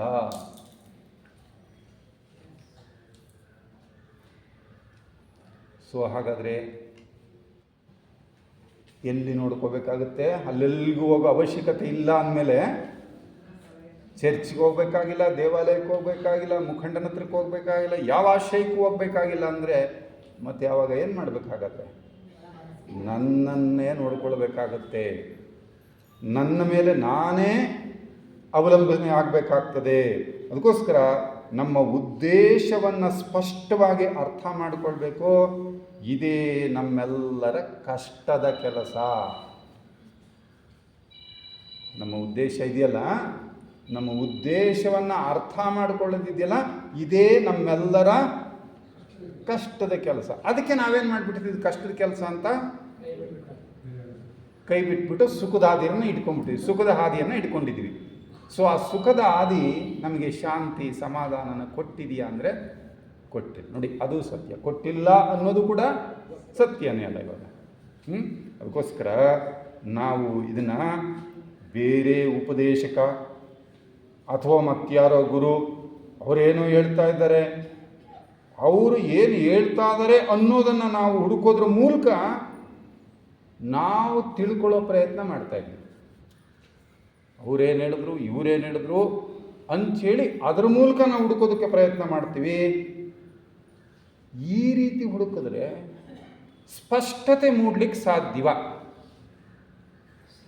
ಅವರೇನೋ ಹೇಳಿದ್ರು, ಇವರೇನೋ ಹೇಳಿದ್ರು ಅಂತ ನಾವು ನೋಡಿದ್ರೆ, ಅದರ ಮೂಲಕ ನೋಡೋಕ್ಕೋದ್ರೆ, ಈಗ ನನ್ನನ್ನು ನಾನು ನೋಡ್ಕೊಳ್ಳೋದಕ್ಕೆ ನನಗೆ ಯಾರು ಬೇಕ್ಯಾರು? ನಾನೇ. ಸೊ ಅದಕ್ಕೆ ಇದು ಕಷ್ಟದ ಕೆಲಸ ಅಲ್ಲ. ನಮ್ಗೆ ಯಾವುದೋ ಸುಖ ಅನ್ನಿಸ್ಬಿಡ್ತಲ್ಲ, ದೇವ್ರ ಮೇಲೆ ಹಾಕೋದು, ಗುರುಗಳ ಮೇಲೆ ಹಾಕೋದು, ಮುಖಂಡನ ಮೇಲೆ ಹಾಕೋದು, ಸಂಸ್ಥೆ ಮೇಲೆ ಹಾಕೋದು ಸುಲಭ ಅಲ್ಲ. ಅದಕ್ಕೆ ಆ ಸುಲಭದ ಹಾದಿನ ನಾವು ಆಯ್ಕೆ ಮಾಡ್ಕೊಂಡ್ವಿ. ಸೊ ಸಮಸ್ಯೆಗಳು ಕೂಡ ಏನಾಗಿದ್ದಾವೆ? ಹಾಗೇ ಉಳ್ಕೊಂಡಿದ್ದಾವೆ. ಬೇರೆಯವ್ರ ಹತ್ರ ಹೋಗಬೇಕಾದ ಅವಶ್ಯಕತೆ ಖಂಡಿತ ಇಲ್ಲ. ಆದರೂ ನಾವು ಅದನ್ನೇ ಮಾಡ್ತಾ ಇದ್ದೀವಿ. ಪುಸ್ತಕಗಳನ್ನ ಓದ್ತೇವೆ, ಸಭೆಗಳನ್ನು ಆಯೋಜನೆ ಮಾಡ್ತೇವೆ, ಚರ್ಚೆ ಮಾಡ್ತೇವೆ, ಸಂಸ್ಥೆಗಳಿಗೆ ಸೇರಿಕೊಳ್ತೇವೆ. ಇವೆಲ್ಲವೂ ಕೂಡ ಏನಾಗ್ತಾ ಇದೆ? ಕೇವಲ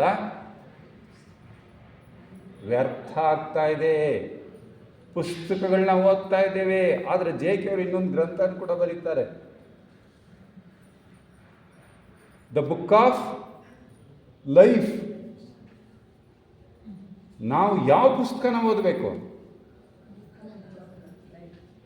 ಬುಕ್ ಆಫ್ ಲೈಫ್ ಒಂದೇ ಇದೆಯೋ ಬೇರೆ ಬೇರೆ ಇದೆಯೋ? ಬುಕ್ ಆಫ್ ಲೈಫ್ ಎಷ್ಟಿದಾವೆ ಬುಕ್ಗಳು? ಒಂದೇನಾ? ನೋಡೋಣ ಎಷ್ಟಿರ್ಬೋದು ಬುಕ್ ಆಫ್ ಲೈಫ್. ನಮ್ಮ ನೋಡಿ ಸೋದರ ಬಾಯಿ, ಎಷ್ಟು ಜನ ಇದೀವೋ ಅಷ್ಟೇ ಪುಸ್ತಕ. ಯಾಕೆಂದ್ರೆ ನನ್ನ ಪುಸ್ತಕ ಬೇರೆ, ನಿನ್ನ ಪುಸ್ತಕ ಬೇರೆ. ನಿಮ್ಮ ಪುಸ್ತಕ ನಿಮ್ಮದೇ, ನನ್ನ ಪುಸ್ತಕ ನನ್ನದೇ. ಆದ್ರೆ ಏನಾಗ್ತಾ ಇದೆ ಅಂದರೆ, ನನಗೆ ನಿಮ್ಮ ಪುಸ್ತಕ ಓದೋಕ್ಕೆ ಕಾಳಜಿ, ನಿಮಗೆ ನನ್ನ ಪುಸ್ತಕ ಓದೋಕ್ಕೆ ಕಾಳಜಿ. ಎಷ್ಟು ವಿಚಿತ್ರ ಅಲ್ವಾ ಇದು? ನನಗೆ ನಿಮ್ಮ ಪುಸ್ತಕ ಓದಬೇಕು ಅಂತ ಆಸೆ, ನಿಮಗೆ ನನ್ನ ಪುಸ್ತಕ ಓದೋ ಆಸೆ. ಓದಿದ್ವಾ ನಾವು ಬುಕ್ ಆಫ್ ಲೈಫ್ನ? ಅದಕ್ಕೆ ಬೇರೆ ಬುಕ್ ಓದೋದು, ಚರ್ಚೆಗಳಲ್ಲಿ ಭಾಗವಹಿಸೋದು, ಸಂಸ್ಥೆಗಳಿಗೆ ಸೇರೋದು, ಇದೆಲ್ಲದನ್ನು ನಾವು ಮಾಡ್ತಾ ಇದ್ದೇವೆ. ಆದರೂ ಕೂಡ ಇದೆಲ್ಲದರ ಮೂಲಕ ನಮ್ಮ ಬದುಕಿನಲ್ಲಿರ್ತಕ್ಕಂಥ ಘರ್ಷಣೆಗಳಿಗೆ, ಯಾತನೆಗಳಿಗೆ ಪರಿಹಾರ ಸಿಕ್ಕಿದೆಯಾ? ಸಿಕ್ಕಿಲ್ಲ. ಯಾವುದೋ ಒಂದು ಪುಸ್ತಕ, ಯಾವುದೋ ಸಂಸ್ಥೆ, ಯಾವುದೋ ಗುರು ನಮಗೆ ಒಂದು ವೇಳೆ ತೃಪ್ತಿ ಕೊಟ್ಬಿಟ್ಟಿದೆ ಅಂತ ಆದರೆ ಅವ್ರ ಹತ್ರ ಹೋಗ್ಬಿಟ್ರೆ ಏನೋ ಸಮಾಧಾನ. ಅಲ್ಲಿ ದೇವಸ್ಥಾನಕ್ಕೆ ಹೋಗ್ಬಿಟ್ರೆ ತುಂಬ ಪವರ್ ಇದೆ, ಅಲ್ಲಿ ತುಂಬ ಶಕ್ತಿ ಇದೆ, ಅಲ್ಲಿ ಬಹಳ ಆರಾಮ್ ಅಂತ ನೀವೇನಾದರೂ ಅಂದುಕೊಂಡ್ರೆ, JK ಅವರು ಚೆನ್ನಾಗಿ ಹೇಳ್ತಾರೆ, ನೀವು ಹೆಪ್ಪುಗಟ್ಟಿ ಹರಳುಗಟ್ಟಿ ಎಲ್ಲೋ ಒಂದು ಕಡೆ ನೀವೇನಾಗ್ಬಿಡ್ತೀರಾ? ನಿಂತು ಹೋಗ್ಬಿಡ್ತೀರಾ. ಇದಕ್ಕೆ JK ಅವರ ಜೀವನವೇ ಸಾಕ್ಷಿ. ಏನು ಸಾಕ್ಷಿ ಹೇಳ್ಬೋದು? ಬಂದಿದ್ದು ಎಲ್ಲಿಂದ? ಅವರು ಯಾವ ಮೂಲದಿಂದ ಬಂದರು? ಜಯಕೃಷ್ಣಮೂರ್ತಿಯವರು ಅಲ್ಲ, ಮೂಲ ಥಿಯಾಸಫಿ ಮೂಲದಿಂದ. ಎಲ್ಲಿ ಉಳ್ಕೊಂಡ್ರು ಅವರು? ಅದು ಬಿಡಿ, ಅಡಿ ಥಿಯಾಸಫಿಯಿಂದನೇ ಹೊರಹೊಮ್ಮಿದ್ರು. ಥಿಯೋಸಾಫಿಕಲ್ ಸೊಸೈಟಿಯಿಂದ, ಥಿಯೋಸಫಿಯಿಂದ ಅನ್ನೋದಕ್ಕಿಂತ ಥಿಯೋಸಾಫಿಕಲ್ ಸೊಸೈಟಿಯ ಗರಡಿನಲ್ಲಿ ಬೆಳೆದ್ರು. ಎಲ್ಲಿ ನಿಂತರೋ ಥಿಯೋಸಾಫಿಕಲ್ ಸೊಸೈಟಿ ಅನ್ನುವ ಒಂದು ಲಿಮಿಟೆಡ್ ಏರಿಯಾದಲ್ಲಿ ಅವರು ನಿಂತ್ಕೊಂಡ್ರ. ತಮಾಷೆ ಏನಂದ್ರೆ, ತ್ರಿರತ್ನಗಳಲ್ಲಿ ಒಂದು ಅನ್ನುವಂಥ ಖ್ಯಾತಿಯನ್ನು ಪಡ್ಕೊಂಡಿರೋ ಗ್ರಂಥ ಕೊಟ್ಟಿದ್ಯಾರೋ? JK ಅವರು. ಥಿಯೋಸಾಫಿಕಲ್ ಸೊಸೈಟಿಯಿಂದ ಆಚೆ ಅವರು ಹೋಗ್ತಾರೆ. ಹೋದ್ಮೇಲೆ ಯಾರೋ ಒಂದು ಸರಿ ಕೇಳ್ತಾರಂತೆ, ಸರ್ ಇದನ್ನು ನೀವೇ ಬರ್ತಿರೋದಲ್ವ ಸರ್? ಅದನ್ನ ಇನ್ನೂ ಹಂಗೆ ಇಟ್ಕೊಂಡಿದ್ದೀರಾ? ಇಷ್ಟೇ, ಏನು ಮಾತಾಡಲಿಲ್ಲ. ನೋಡಿ ಎಷ್ಟು ಚೆನ್ನಾಗಿದೆ ಅಂದರೆ, ನಾವು ಅದನ್ನು ತ್ರಿರತ್ನಗಳು ಅಂತ ಏನೊಂದು ಮಹತ್ವವಾದ ಸ್ಥಾನ ಕೊಟ್ಟಿರುವಂಥ ಪರಮಗುರು ಚರಣ ಸನ್ನಿಧಿ ಅವರು ಬರೆದಿದ್ದ ಪುಸ್ತಕ, ಅದನ್ನು ತೊಗೊಂಡಿದ್ದು, ಸರ್ ಇದನ್ನು ನೀವು ಬರೆದಿದ್ದಲ್ವಾ ಅಂದರೆ, ಇನ್ನೂ ನಿನ್ನ ಹತ್ರ ಅದನ್ನು ಇಟ್ಕೊಂಡಿದ್ದೀಯಾ? ಸೊ ಸತ್ಯ ಅನ್ನುವಂಥದ್ದು, ಪ್ರಜ್ಞೆ ಅನ್ನುವಂಥದ್ದು ಅದು ಎಲ್ಲೋ ಒಂದು ಕಡೆ ನಿಲ್ಲುವಂಥದ್ದಲ್ಲ. ಆದರೆ ನಾವೇನಾಗ್ಬಿಡ್ತೀವಿ, ಅಲ್ಲಿ ಹೋಗ್ಬಿಟ್ರೆ ನನಗೆ ಆರಾಮ, ಒಂಥರ ತೃಪ್ತಿ, ಒಂಥರ ಸಮಾಧಾನ, ಅಷ್ಟೇ. ಒಂಥರ ಸಮಾಧಾನ ಅಲ್ಲ. ಅದು ಫಿಲಮಲ್ಲಿ ಹೇಳ್ದಂಗೆ ಆಗುತ್ತೆ, ಚೇರ್ ಅಲ್ಲ, ಚೇರ್ ಥರ. ಈಗ ನಮ್ದೆಲ್ಲ ಏನು ಕತೆ ಅಂದರೆ, ಅಲ್ಲೆಲ್ಲೋ ಒಂಥರ ಸಮಾಧಾನ ಅಂತೀವಲ್ಲ, ಸಮಾಧಾನ ಅಲ್ಲ, ಅದು ಸಮಾಧಾನ ಥರ ಅಷ್ಟೆ. ಯಾಕಂದರೆ ಅಲ್ಲಿಂದ ಈಚೆ ಬರಲೇಬೇಕಲ್ಲ ನಾವು ಮತ್ತೆ. ಸೊ ಆದರೆ ಇಂಥ ಸಮಾಧಾನ ನಮಗೆ ಬೇಕಾಗಿರೋದು, ಇಂತಹ ಸಮಾಧಾನವನ್ನು ನಾವು ಬಯಸ್ತಾ ಇರ್ತಕ್ಕಂಥದ್ದು. ನಮ್ಮ ಮನಸ್ಸಿನ ಒಂದು ಸ್ಥಿತಿ ಸ್ವಲ್ಪ ಈಗ ನಮ್ಮ ಮನಸ್ಸಿನ ಸ್ಥಿತಿ ನೋಡ್ಕೊಳ್ಳೋಕ್ಕೆ ನಾವೇನು ಮಾಡಬೇಕು? ನಮ್ಮ ಮನಸ್ಸಿನ ಸ್ಥಿತಿ ನೋಡ್ಕೊಳ್ಳೋದಕ್ಕೆ ನಾವೇನು ಮಾಡಬೇಕು?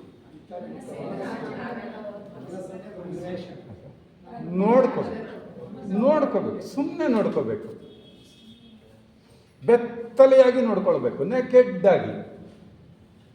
ಅಂದರೆ ಯಾವ ಅಭಿಪ್ರಾಯಗಳು, ಪೂರ್ವಾಭಿಪ್ರಾಯಗಳು, ಮಗದೊಂದು ಯಾವುದು ಇಲ್ಲದೆ ಸುಮ್ಮನೆ ವಾಸ್ತವ ಏನು ನಡೀತಾ ಇದೆ, ವಾಟ್ ಈಸ್ ಗೋಯಿಂಗ್ ಆನ್, ಅದನ್ನೇನು ಮಾಡೋದು ಬೇಡ, ನಾವು ಅದನ್ನು ತಿರ್ಚೋದು ಬೇಡ, ಮತ್ತೊಂದು ಮಾಡೋದು ಬೇಡ, ಏನು ಬೇಡ, ಹಾಗೆ ನೋಡಿಕೊಂಡ್ರಿ. ಈಗ ಸದ್ಯದಲ್ಲಿ ನಾವು ನೋಡಿಕೊಂಡ್ರೆ ಬಹುಶಃ ಏನು ಕಾಣುತ್ತೆ ನಮ್ಮಲ್ಲಿ? ಏನು ಕಾಣುತ್ತೆ ನಮ್ಮಲ್ಲಿ? ಗೊಂದಲ. ಸದ್ಯಕ್ಕೆ ಏನಾಗಬೇಕು ಅದು ಬೇಡ, ಏನಿದೆಯೋ ಅದು. ಸದ್ಯಕ್ಕೆ ನಮ್ಮಲ್ಲಿ ಏನಿದೆ? ಗೊಂದಲ ಇದೆ. ಆ ಗೊಂದಲದ ಗೂಡಿನ ಮೂಲಕ, ಆ ಎಲ್ಲ ಗೊಂದಲಗಳ ಮೂಲಕ ಶಾಶ್ವತವಾಗಿರೋ ಯಾವುದೋ ಒಂದನ್ನು, ನಿತ್ಯವಾಗಿರೋ ಯಾವುದೋ ಒಂದನ್ನು, ಅದನ್ನು ನಾವು ದೇವರು, ಸತ್ಯ, ಯಾವ ಹೆಸರಿನಿಂದ ನಾವು ಕರೆಯೋಣ, ಅದನ್ನು ನಾನು ನೋಡುವ ಪ್ರಯತ್ನವನ್ನು ಮಾಡ್ತಾ ಇದ್ದೇನೆ. ಸಾಧ್ಯನದು? ಈಗಿರುವ ಗೊಂದಲಗಳನ್ನು ನೋಡ್ಕೊಳ್ಳೋದಕ್ಕೆ ಸಾಧ್ಯ, ಅದು ಸಾಧ್ಯ. ಆದರೆ ಎಲ್ಲದರ ಆಚೆ ಇರುವಂತಹ ಯಾವುದೋ ಒಂದು ಸತ್ಯನ ನಾನು ಈಗ ನೋಡ್ತೀನಿ ಅಂತೇಳಿ, ಈ ಗೊಂದಲದ ಮೂಲಕ ಅದನ್ನು ನೋಡ್ತೀನಿ ಅಂತ ಹೇಳಿದ್ರೆ, ಈಸ್ ಇಟ್ ಪಾಸಿಬಲ್? ಅಲ್ವಾ? ಆದರೆ ಅದನ್ನು ನಾವು ಅನ್ವೇಷಿಸ್ತಾ ಇದ್ದೇವೆ. ಯಾವುದನ್ನು? ಸತ್ಯವನ್ನು, ದೇವರನ್ನು, ಇನ್ನೊಂದನ್ನು ಯಾವುದ್ರ ಮೂಲಕ ಅನ್ವೇಷಿಸ್ತಾ ಇದ್ದೇವೆ? ಈ ಎಲ್ಲ ಗೊಂದಲಗಳ ಮೂಲಕ ಅನ್ವೇಷಣೆ ಮಾಡೋದಕ್ಕೆ ಹೊರಟಿದ್ದೀವಿ. ನಾವು ಅರ್ಥ ಮಾಡ್ಕೊಳ್ಬೇಕು. ನಾವು ಭದ್ರವಾಗಿ ಹಿಡಿದಿಟ್ಟುಕೊಳ್ಳಬಲ್ಲಂತಹ ಒಂದು ಭರವಸೆ, ಆಶಾಭಾವನೆ, ದೀರ್ಘಕಾಲದ ಒಂದು ಉತ್ಸಾಹ, ನಿಶ್ಚಿತತೆಗಳನ್ನು ನೀಡಬಲ್ಲ ಯಾವುದೋ ಒಂದನ್ನು ಅನ್ವೇಷಿಸುತ್ತಿದ್ದೇವೆ. ಅಂದರೆ ಅಲ್ಲಿ ನಾನು ದೇವ್ರ ಸಾನ್ನಿಧ್ಯಕ್ಕೆ ಹೋಗ್ಬಿಟ್ರೆ ಒಂದು ನನಗೆ ನಿಶ್ಚಿತತೆ, ಒಂದು ಸೆಕ್ಯೂರಿಟಿ ಫೀಲಿಂಗ್. ಎಲ್ಲ ಅವನು ನೋಡ್ಕೊಂಡು ಬಿಡ್ತಾನೆ. ಒಬ್ಬ ಗುರುವಿನ ಬಳಿಗೆ ಹೋಗ್ಬಿಟ್ರು ಎಲ್ಲ ಅವನು ನೋಡ್ಕೊಂಡು ಬಿಡ್ತಾನೆ. ಆಶೀರ್ವಾದ. ಅದಕ್ಕೋಸ್ಕರ ಇದನ್ನು ನಾವು ಅನ್ವೇಷಣೆ ಮಾಡ್ತಾ ಇದ್ದೀವಿ. ಆದರೆ ಇಷ್ಟೆಲ್ಲ ಅನ್ವೇಷಿಸ್ತಾ ಇದ್ದೀವಲ್ಲ, ಈ ಎಲ್ಲ ಅನ್ವೇಷಣೆಯ ಒಂದು ವಿಚಾರಗಳು ಎಲ್ಲಿವೆ? ಅವು ಹೊರಗಡೆನೇ ಇರೋದು. ನಾವೇನೇನೆಲ್ಲ ಅವೆಲ್ಲ ಹೊರಗಡೆನೇ ಇದೆವೋ. ಆದರೆ ನಾವು ಯಾವುದನ್ನು ಅರ್ಥ ಮಾಡ್ಕೊಂಡಿಲ್ಲ, ನಮ್ಮನ್ನು ನಾವು ಅರಿತಿಲ್ಲ, ನಮ್ಮನ್ನು ನಾವು ಅರ್ಥ ಮಾಡ್ಕೊಂಡಿಲ್ಲ. ಕೇವಲ ಪುಸ್ತಕದಲ್ಲಿ ಹೇಳಿರೋದು, ಎಲ್ಲೋ ಕೇಳಿರೋದು, ಇದ್ರ ಬಗ್ಗೆ ಎಲ್ಲ ನಮಗೆ ಸಾಕಷ್ಟು ತಿಳುವಳಿಕೆ ಇದೆ. ಆದರೆ ಎಲ್ಲ ತಿಳುವಳಿಕೆಗಳು ಕೂಡ ತಿಳುವಳಿಕೆಗಳೇ ವಿನಃ ಯಾವುದಾದ್ರೂ ನಮಗೆ ಇದು ನನ್ನ ಅನುಭವ ಅಂತ ಹೇಳೋದು ಯಾವುದಾದ್ರು ಇದೆಯಾ? ಇದರಲ್ಲಿ ಇಷ್ಟರಲ್ಲಿ ಯಾವುದಾದ್ರೂ ಇದೆಯಾ? ಇಲ್ಲ. ಯಾಕೆ? ನನ್ನ ಹತ್ರ ಇರೋದೆಲ್ಲ ಯಾವುದು? Collective knowledge, second hand answers. ಅಲ್ಲಿ ಇರೋದನ್ನು ನಾನು ಇನ್ನೊಬ್ಬ ಪ್ರಶ್ನೆಗೆ ಉತ್ತರ ಹೇಳ್ಬೋದಷ್ಟೇ. ನನ್ನ ಪರಿಸ್ಥಿತಿ ಏನಂದರೆ, ಈ ಪುಸ್ತಕದಲ್ಲಿರೋದನ್ನು ಓದಿ ಇನ್ನೊಬ್ಬರ ಪ್ರಶ್ನೆಗೆ ನಾನು ಉತ್ತರ ಕೊಡ್ಬೋದು, ಇಷ್ಟೇ ನಮ್ಮದು. ಸೊ ಒಟ್ಟಾರೆ ನಾವು ನಿರಂತರವಾದ ಸಂತೋಷ, ಸುಖಾನುಭವ, ನಿಶ್ಚಿತತೆಗಾಗಿ ಹುಡುಕಾಡ್ತಾ ಇದ್ದೇವೆ. ಇದನ್ನು ಯಾವುದೇ ವಿವಾದಗಳಿಲ್ಲದೆ ನಿರ್ವಿವಾದವಾಗಿ ಒಪ್ಕೊಳ್ಳೋಕ್ಕಾಗುತ್ತಾ? ನಮ್ಮ ಕೈನಲ್ಲಿ ಒಪ್ಕೋಬೋದಾ? ನೋಡಿ ನಮ್ಮ ಪರಿಸ್ಥಿತಿ ಆಗಿದೆ, ಒಪ್ಕೊಳ್ಳೋಕ್ಕಾಗಲ್ಲ. ಆದರೂ ಒಪ್ಕೋಬೇಕೋ ಇಲ್ವೋ? ನಾವು ಮಾಡ್ತಾರೋದು ಅದೇ ಅಂದಮೇಲೆ ಏನು ಮಾಡ್ಬೇಕು? ಈಗ ನಾವು ಒಪ್ಕೋಬೇಕಷ್ಟೇ. ಸೊ ಇಂತಹ ಸುಖವನ್ನು ಕೊಡುವಂತಹ ತಿಳುವಳಿಕೆ, ಪಾಂಡಿತ್ಯ, ಸುಖವನ್ನು ಕೊಡುವಂತಹ ಅನುಭವ, ಬತ್ತಿ ಹೋಗದಂತಹ ಒಂದು ಸುಖಾನುಭವಗಳಿಗೋಸ್ಕರವೇ ನಾವು ಓಡಾಡ್ತಾ ಇದ್ದೇವೆ, ಹುಡುಕ್ತಾ ಇದ್ದೇವೆ, ಪ್ರಯತ್ನ ಮಾಡ್ತಾ ಇದ್ದೇವೆ. ಅಷ್ಟು ಮಾತ್ರ ಅಲ್ಲ, ಅಂತಹ ಸುಖಾನುಭವಗಳ ಜೊತೆ ಪ್ರಯೋಗವನ್ನು ಮಾಡಿದ್ದೇವೆ. ಪ್ರಯೋಗ ಮಾಡಿದ್ದೇವೋ ಇಲ್ವೋ ನಾವೆಲ್ಲ? ಅದೇನು ತುಂಬ ಏನೋ ದೊಡ್ಡ ವಿಷಯ ಅಂತ ತಿಳ್ಕೊಬೇಕಾಗಿಲ್ಲ. ನಾನಾಗಲೇ ಹೇಳಿದ, ಒಂದು ಕಪ್ ಕಾಫಿ ಬೇಕು ನನಗೀಗ, ಆಯಿತು ಕಾಫಿ ಕುಡಿದೆ, ಆಯ್ತು, ಇನ್ನು ನನ್ನ ಜೀವನದಲ್ಲೆಲ್ಲ ಸಂತೋಷವಾಗಿದ್ದೀನಾ? ಒಂದು ಒಳ್ಳೆ ಮನೆ ಕಟ್ಕೋಬೇಕಾಗಿತ್ತು, ಹೌದು, ಏನೋ ಮಾಡಿದೆ, ಪ್ರಯತ್ನ ಮಾಡಿದೆ, ಮನೆ ಕಟ್ಕೊಂಡೆ, ಸಂತೋಷವಾಗಿದ್ದೀನಾ? ಮನೆ ಕಟ್ಟಿದೆ, ಮನ ಕಟ್ಕೊಳ್ಳಲಿಲ್ಲ. ಮನೆ ಕಟ್ಟಿದೆ, ಮನ ಕಟ್ಟಿಲ್ವಲ್ಲ, ಸಂತೋಷ. ಅದಕ್ಕೆ ಆ ಎಲ್ಲ ಪ್ರಯತ್ನಗಳನ್ನು ಕೂಡ ನಾವು ಮಾಡಿದ್ದೇವೆ. ಆದರೂ ಕೂಡ ನಮಗೆ ಅರ್ಥ ಆಗಿದೆ, ಇವೆಲ್ಲ ಕೇವಲ ತಾತ್ಕಾಲಿಕವಾದಂತಹ ಸುಖವನ್ನು ಕೊಡುವಂತಹ ವಿನಃ ನಿಜವಾದ ಸಂತೋಷವನ್ನು ಕೊಡುವಂಥವಲ್ಲ. ಸೊ ಇದು ಅರ್ಥ ಆಗಿಬಿಟ್ರೆ ಸ್ವಲ್ಪ ನಮಗೆ ಇನ್ನು ಮುಂದಕ್ಕೆ ಏನಿದೆ ನೋಡಿ ತಮಾಷೆ. ಈಗ ಅರ್ಥ ಆಯ್ತಲ್ಲ ನಮಗೆ, ಇದೆಲ್ಲ ಸಿಗಲ್ಲ, ಈ ಮನೆ, ಮಠ, ಒಡವು, ಐಶ್ವರ್ಯ, ಮತ್ತೊಂದು ಮಗದು, ಇದರಿಂದೆಲ್ಲ ಸಿಗಲ್ಲ ಅಂತ ಗೊತ್ತಾದ ತಕ್ಷಣ ಶಾಶ್ವತವಾದ ಸುಖ ಸಂತೋಷಗಳನ್ನು ಅನ್ವೇಷಿಸ್ತೇವೆ. ಆಗ ನಮಗೆ ಸ್ವಲ್ಪ ಅರ್ಥ ಆದರೆ ಇನ್ನು ಶುರು ಮಾಡ್ಕೊಳ್ತೀವಿ. ಇನ್ನೇನು ಹುಡ್ಕೋಕೆ ಶುರು ಮಾಡ್ತೀವಿ? ದೇವ್ರನ್ನ ಹುಡುಕ್ಬೇಕು. ಇನ್ನು ಶಾಶ್ವತವಾದ ಬೇಕಲ್ಲ, ಇದೆಲ್ಲ ಅಶಾಶ್ವತವಾದಲ್ಲ. ಅದಕ್ಕೆ ಇನ್ನೇನು ಮಾಡೋದು? ಶಾಶ್ವತವಾದದನ್ನು ಹುಡುಕಬೇಕು ಅಂತ ತಿಳ್ಕೊಂಡು ದೇವರನ್ನು, ಸತ್ಯವನ್ನು ನಾವು ಅನ್ವೇಷಿಸೋದಕ್ಕೆ ಶುರು ಮಾಡ್ತೀವಿ. ಆದರೆ ಆ ಅನ್ವೇಷಣೆ ಮಾಡ್ತಾರೋ ಯಾರು? ನಾವೇ. ಈಗ ಮುಂದಿನ ವಿಚಾರ ಎಷ್ಟು ಚೆನ್ನಾಗಿದೆ ಅಂದರೆ, ಆ ಅನ್ವೇಷಕ ಇದ್ದಾನಲ್ಲ, ಆ ಅನ್ವೇಷಕನನ್ನು ಅರ್ಥ ಮಾಡಿಕೊಳ್ಬೇಕು. ಆ ಅನ್ವೇಷಕನನ್ನು ಅರ್ಥ ಮಾಡಿಕೊಳ್ಬೇಕು. ಯಾರು ಅವನು ಅನ್ವೇಷಕ? ನಾವೇ ಅನ್ವೇಷಕರು. ಆದರೆ ಇದು ಯಾವುದೋ ಒಂದು ವಿಚಾರದ ಮೂಲಕ, ಒಂದು ಸೂತ್ರದ ಮೂಲಕ, ಅಥವಾ ಯಾರೋ ಬೇರೆಯವರು ಹೇಳಿದ ವಿಚಾರಗಳ ಮೂಲಕ ಆ ಅನ್ವೇಷಕನನ್ನು ಅರ್ಥ ಮಾಡ್ಕೊಳ್ಳೋಕ್ಕಾಗತ್ತಾ? ನನ್ನ ಬುಕ್ ಆಫ್ ಲೈಫ್ ಯಾರ ಹತ್ರ ಇದೆ? ನನ್ನ ಹತ್ರ ಇದೆಯಲ್ಲ. ಮತ್ತೆ ನನ್ನ ಹತ್ರ ಇರೋ ಪುಸ್ತಕ ನೀವು ಓದಿ ಹೇಳಿ ಅಂದರೆ ನೀವು ಹೆಂಗೆ ಹೇಳ್ತೀರಾ? ಏನೋ ಒಂದು ಸುಮ್ಮನೆ ಒಂದು ಓವರಾಲ್ ಅಂತ ಏನೋ ಒಂದು ಹೇಳ್ಬೋದು ಬಿಟ್ಟರೆ, ಪರ್ಟಿಕ್ಯುಲರ್ಲಿ ನನ್ನ ಪುಸ್ತಕ ಬೇರೆ, ನಿಮ್ಮ ಒಬ್ಬೊಬ್ಬರ ಪುಸ್ತಕನೂ ಬೇರೆ ಬೇರೆ ಇರೋದ್ರಿಂದ ಆ ಪುಸ್ತಕನ ನಾನೇ ಓದಬೇಕು. ಸೊ ಈ ಸ್ಥಿತಿ ಏನು ಈ ಸೂತ್ರಗಳಿದ್ದಾವೋ, ಏನು ವಿಚಾರಗಳಿದ್ದಾವೋ, ಆ ಸತ್ಯ ಆ ವಿಚಾರಗಳಲ್ಲಿ ಇದೆಯಾ? ಆ ಸೂತ್ರದಲ್ಲಿ ಸತ್ಯ ಇದೆಯಾ? ಸ್ವಲ್ಪ ನೋಡಿ, ಇದನ್ನು ಅರ್ಥ ಮಾಡ್ಕೊಳ್ಳೋಣ. ಬಹಳ ಒಂದು ತೀರಾ ಸಣ್ಣ ಎಕ್ಸಾಂಪಲ್ ಅಂತೀನಿ ನಾನು. ತುಂಬ ಸಣ್ಣದು, ಅದು ಒಂಥರ ಏನು ಪದ ಬೇಡ. ಈಗ ನನಗೊಂದು ರೂಲ್ ಗೊತ್ತಿದೆ, ಒಂದು ರೂಲ್ ಇದೆ, ಒಂದು ಟ್ರಾಫಿಕ್ ರೂಲ್ ಇದೆ. ಏನಿದೆ ಟ್ರಾಫಿಕ್ ರೂಲು? ನೀನು ಹೋಗುವಾಗ ಯಾವ ಕಡೆ ಹೋಗಬೇಕು? ಲೆಫ್ಟ್ ಸೈಡಲ್ಲಿ ಹೋಗಬೇಕು. This is one traffic rule. ನನಗಿದು ಚೆನ್ನಾಗಿ ಗೊತ್ತಿದೆ.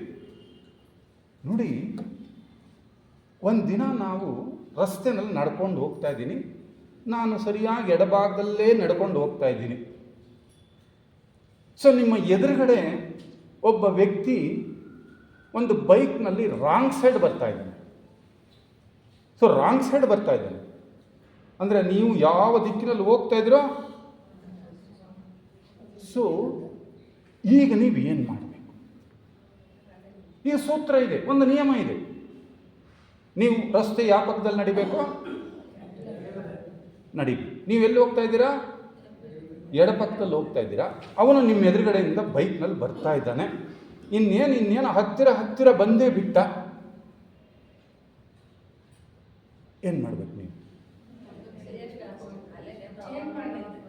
ನಿಮ್ಗೆ ಲೆಫ್ಟ್ ಸೈಡಲ್ಲಿ ಇನ್ನು ಜಾಗ ಇಲ್ಲ, ಪಕ್ಕ ಖಾಲಿನೇ ಇದೆ ರೈಟ್ ಸೈಡ್. ಏನು ಮಾಡಬೇಕು ನೀವು? That's all. ಇದು ಸತ್ಯ. ಸೂತ್ರನೇ ಸತ್ಯ ಅಲ್ಲ. ಆ ಕ್ಷಣಕ್ಕೆ ನೀವೇನು ಮಾಡಬೇಕಾಗಿತ್ತು? ನೀವು ನಿಮ್ಮ ರೈಟ್ ಸೈಡ್ಗೆ ತಗೋಬೇಕಾಯ್ತು. ಅಟ್ಲೀಸ್ಟ್ ಅವನೂ ಸೇಫ್ ಆದ, ನೀವಂತೂ ಗ್ಯಾರಂಟಿ ಸೇಫ್ ಆದ. ಮುಂದೆ ಅವನು ಇನ್ನೇನು ಮಾಡ್ಕೊಂತ ನನಗೆ ಗೊತ್ತಿಲ್ಲ. ಯಾಕೆಂದರೆ ಯಾವುದೇ ಸೂತ್ರ, ಯಾವುದೇ ಒಂದು ಶ್ಲೋಕ, ಯಾವುದೇ ಒಂದು ವಿಚಾರ ಅದೇ ಆತ್ಯಂತಿಕ ಸತ್ಯ ಅಲ್ಲ. ಸತ್ಯ ಅದರಿಂದ ಆಚೆ ಇದೆ, ಆಚೆ ಇದೆ ಸತ್ಯ. ಅದನ್ನೇ ಅವರು ನಮ್ಮ ಕುವೆಂಪು ಅವರು ಭಾಳ ಸುಂದರವಾಗಿ ಹೇಳ್ತಾರೆ, ಎಲ್ಲಿಯೂ ನಿಲ್ಲದಿರು, ಮನೆಯನೆಂದು ಕಟ್ಟದಿರು, ಕೊನೆಯನೆಂದು ಮುಟ್ಟದಿರು. ಯಾವುದನ್ನ ಇದಮಿತ್ತಂ, ಇದೇ ಸತ್ಯ ಅಂತ ಯಾವುದಾದ್ರೂ ಒಂದು ಸೂತ್ರನ ನಾವು ತಿಳ್ಕೊಂಡಿಟ್ಕೊಂಡ್ರೆ ಸೂತ್ರ ನಿಮ್ಮನ್ನು ಸತ್ಯಕ್ಕೆ ಕರೆದುಕೊಂಡು ಹೋಗುತ್ತಾ? ಸೂತ್ರ ನಿಮ್ಮನ್ನು ಸತ್ಯಕ್ಕೆ ಕರೆದುಕೊಂಡು ಹೋಗುತ್ತಾ? ಅದಕ್ಕೋಸ್ಕರ ಹೇಳಿದ್ರು, ಯಾವುದು ನಿಮ್ಮನ್ನು ಸತ್ಯದ ನೆಲೆಗೆ ಕರೆದುಕೊಂಡು ಹೋಗೋದಕ್ಕೆ ಸಾಧ್ಯ ಇಲ್ಲ. ಎಲ್ಲೋ ಒಂದು ಕಡೆ ಎಲ್ಲವೂ ನಿಂತು ಹೋಗ್ಬಿಡುತ್ತೆ, ಆದರೆ ನೀನು ನಿಲ್ಲಬೇಡ, ಎಲ್ಲಿಯೂ ನಿಲ್ಲದಿರು. ಅಂದರೆ ನಾವು ಅದನ್ನು ಸ್ಥೂಲವಾಗಿ ಅರ್ಥ ಮಾಡ್ಕೊಂಡ್ರೆ ಸುಮ್ಮನೆ ಓಡಾಡ್ತಾ ಇರೋಣ. ಅದು ಕಾನ್ಷಿಯಸ್ ಲೆವೆಲ್ ಹೇಳಿದ್ದವರು. ಪ್ರಜ್ಞಾಮಠದಲ್ಲಿ ಎಲ್ಲಿಯೂ ನಿಲ್ಲದಿರು, ಮನೆಯನೆಂದು ಕಟ್ಟದಿರು. ಚೆನ್ನಾಗಿದೆ, ಇದು ನನಗೆ ಇದು ಸಾಕಿನ್ನ ಅಂತ ನಿಂತ್ಕೊಂಡು ಬಿಡಬೇಡ. ಕೊನೆಯನೆಂದು ಮುಟ್ಟದಿರು, ಕೊನೆಯೇ ಇಲ್ಲ ಅದಕ್ಕೆ. ಅದಕ್ಕೋಸ್ಕರ ನೀನು ಯಾಕೆ ಎಲ್ಲೋ ಒಂದು ಕಡೆ ಸ್ಟ್ರಕ್ ಆಗ್ತೀಯ, ನಿಂತ್ಕೋಬೇಡ. ಅದು ನಮಗೆ ಮಾರ್ಗಜ್ಯೋತಿ ಗ್ರಂಥ ಕೂಡ ಹೇಳ್ತದೆ. You can enter the flame, you can enter the flame, but you can't touch it. ಯಾಕೆಂದ್ರೆ ನೀನು ಅಲ್ಲಿಗೆ ಹೋದರೆ ಸತ್ಯ ಸ್ವಲ್ಪ ಮುಂದಕ್ಕೆ ಹೋಯ್ತು. ಅಲ್ಲಿ ನೀವು ಅಲ್ಲಿ ಅಷ್ಟು ಮುಂದಕ್ಕೆ ಹೋದರೆ ಸತ್ಯ ಇನ್ನು ಮುಂದೆ ಹೋಗ್ತಾ ಇದೆ. ಅದು ಎಂಡ್ಲೆಸ್. ಅಂದರೆ ಯಾವುದನ್ನಾದರೂ ನೀವು ಅನ್ವೇಷಿಸುವ ಮುನ್ನ ಅನ್ವೇಷಕನನ್ನು ಅರ್ಥ ಮಾಡ್ಕೊಳ್ಬೇಕು. ಅಂದರೆ ಯಾರನ್ನು ಅರ್ಥ ಮಾಡ್ಕೊಳ್ಬೇಕು?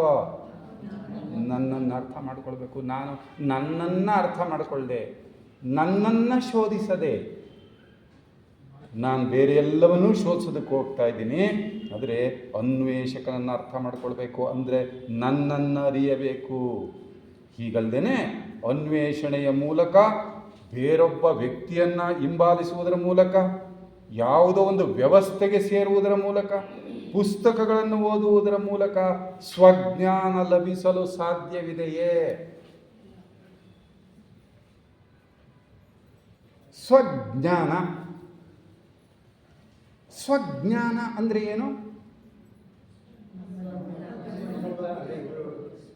ಅದನ್ನು ಎರಡು ಥರ ಸ್ವಲ್ಪ ನಾವು ಅರ್ಥ ಮಾಡ್ಕೋಬೋದಾಗುತ್ತೆ. ಸ್ವಜ್ಞಾನ ಅನ್ನೋ ಪದವನ್ನು ಎರಡು ರೀತಿಯಲ್ಲಿ ಅರ್ಥ ಮಾಡ್ಕೊಳ್ಬೋದು. ಹೇಗೆ ಎರಡು ರೀತಿ ಅಂದರೆ, ಸ್ವಜ್ಞಾನ ಅಂದರೆ ನನ್ನ ಬಗ್ಗಿನ ಜ್ಞಾನ, ನನ್ನ ಬಗೆಗಿನ ಜ್ಞಾನ. ಆ ಜ್ಞಾನವು ಕೂಡ ಯಾರಿಂದ ಸಿಕ್ಕಬೇಕದು? ನನ್ನಿಂದನೇ ಸಿಗಬೇಕದು. ಯಾಕೆಂದರೆ ನನ್ನ ಬುಕ್ ನನ್ನ ಹತ್ರ ಇದೆ. You can't read it. ನೀವು ಅದನ್ನು ಓದೋಕ್ಕಾಗಲ್ಲ. ನಾನು ಹೇಳ್ಬೋದು, ನಾನು ಹಿಂಗೆ, ನಾನು ಹಂಗೆ ಅಂತ ಹೇಳ್ಬೋದು. ಪಾಪ ನೀವು ನಾನು ಹೇಳೋದನ್ನು ಕೇಳಿ, ಅಯ್ಯೋ ಇವ್ರು ಹಿಂಗೇನೆ ಅಂತ ನೀವು ಅಂದ್ಕೊಂಡ್ಬಿಡು. ಬಟ್ ನನ್ನ ಒಳಮುಖನೇ ಬೇರೆ ಇದೆ. ಇದೇ ನಮ್ಮ ಲೈಫಲ್ಲಿ ಭಾಳಷ್ಟು ಸರಿ ಆಗ್ತಾ ಇರೋದು. ಯಾರೋ ಒಂದು ಸೈಡ್ ಯಾಕೆ ಆಗ್ತೀವಿ ನಾವು ಅಂದರೆ, ಯಾರೋ ಬಂದು ನಮ್ಮ ಹತ್ರ ಏನು ಹೇಳಿದ ತಕ್ಷಣ ಅಯ್ಯೋ ಪಾಪ ಹೌದಾ ಹೌದಾ ಅಂತೀವಿ. ಇನ್ನೊಬ್ಬರು ಬಂದು ಹೇಳುವಾಗ ಅದಕ್ಕೂ ಹೌದಾ ಹೌದಾ ಅಂತೀವಿ. ಯಾಕೆಂದರೆ ಇವ್ರು ಹೇಳ್ಬೇಕಾದ್ರೆ ಇದು ಹೌದು ಅನಿಸಿತ್ತು, ಅವ್ರು ಹೇಳ್ಬೇಕಾದ್ರೆ ಅದು ಹೌದು ಅನ್ನಿಸ್ತು. ಸೊ ಇದೆಲ್ಲ ಓದೋಕ್ಕಾಗಲ್ಲ, ಇದನ್ನು ಓದೋಕ್ಕಾಗಲ್ಲ. ಬಟ್ ಯಾವುದನ್ನು ಸರಿಯಾಗಿ ಓದ್ಕೋಬೋದು? ನನ್ನನ್ನು ನಾನು ಸರಿ, ನನಗೆ ಅರ್ಥ ಆಗ್ತಿರುತ್ತೆ. ನಾನು ಹಿಂಗೆಲ್ಲ ಹೇಳ್ತಾ ಇರುವಾಗಲೂ ಅಯ್ಯೋ ನೀನು ಆ ಥರ ಅಲ್ಲ ಅಂತ ನನಗೆ ಗೊತ್ತಾಗ್ತಾ ಇರುತ್ತೆ. ಯಾರು ಹೇಳ್ತಾ ಇರ್ತಾರೆ ಒಳಗಡೆ? ನಮ್ಮ ಕಾನ್ಷಿಯಸ್ ಹೇಳ್ತಾ ಇರೋಲ್ವಾ? ಅದಕ್ಕೆ ಸ್ವಜ್ಞಾನ ಬೇರೆಯ ಅವಲಂಬನೆ ಮೂಲಕ ಸಿಗೋದಕ್ಕೆ ಖಂಡಿತ ಸಾಧ್ಯ ಇಲ್ಲ. ಎಲ್ಲಿಯವರೆಗೆ ನಾನು ನನ್ನನ್ನು ನಾನು ಅರಿಯೋದಿಲ್ವೋ ಅಲ್ಲಿಯವರೆಗೆ ನಮ್ಮ ಆಲೋಚನೆಗೆ ಆಧಾರವಿಲ್ಲ, ನಮ್ಮ ಅನ್ವೇಷಣೆ ಕೇವಲ ವ್ಯರ್ಥ.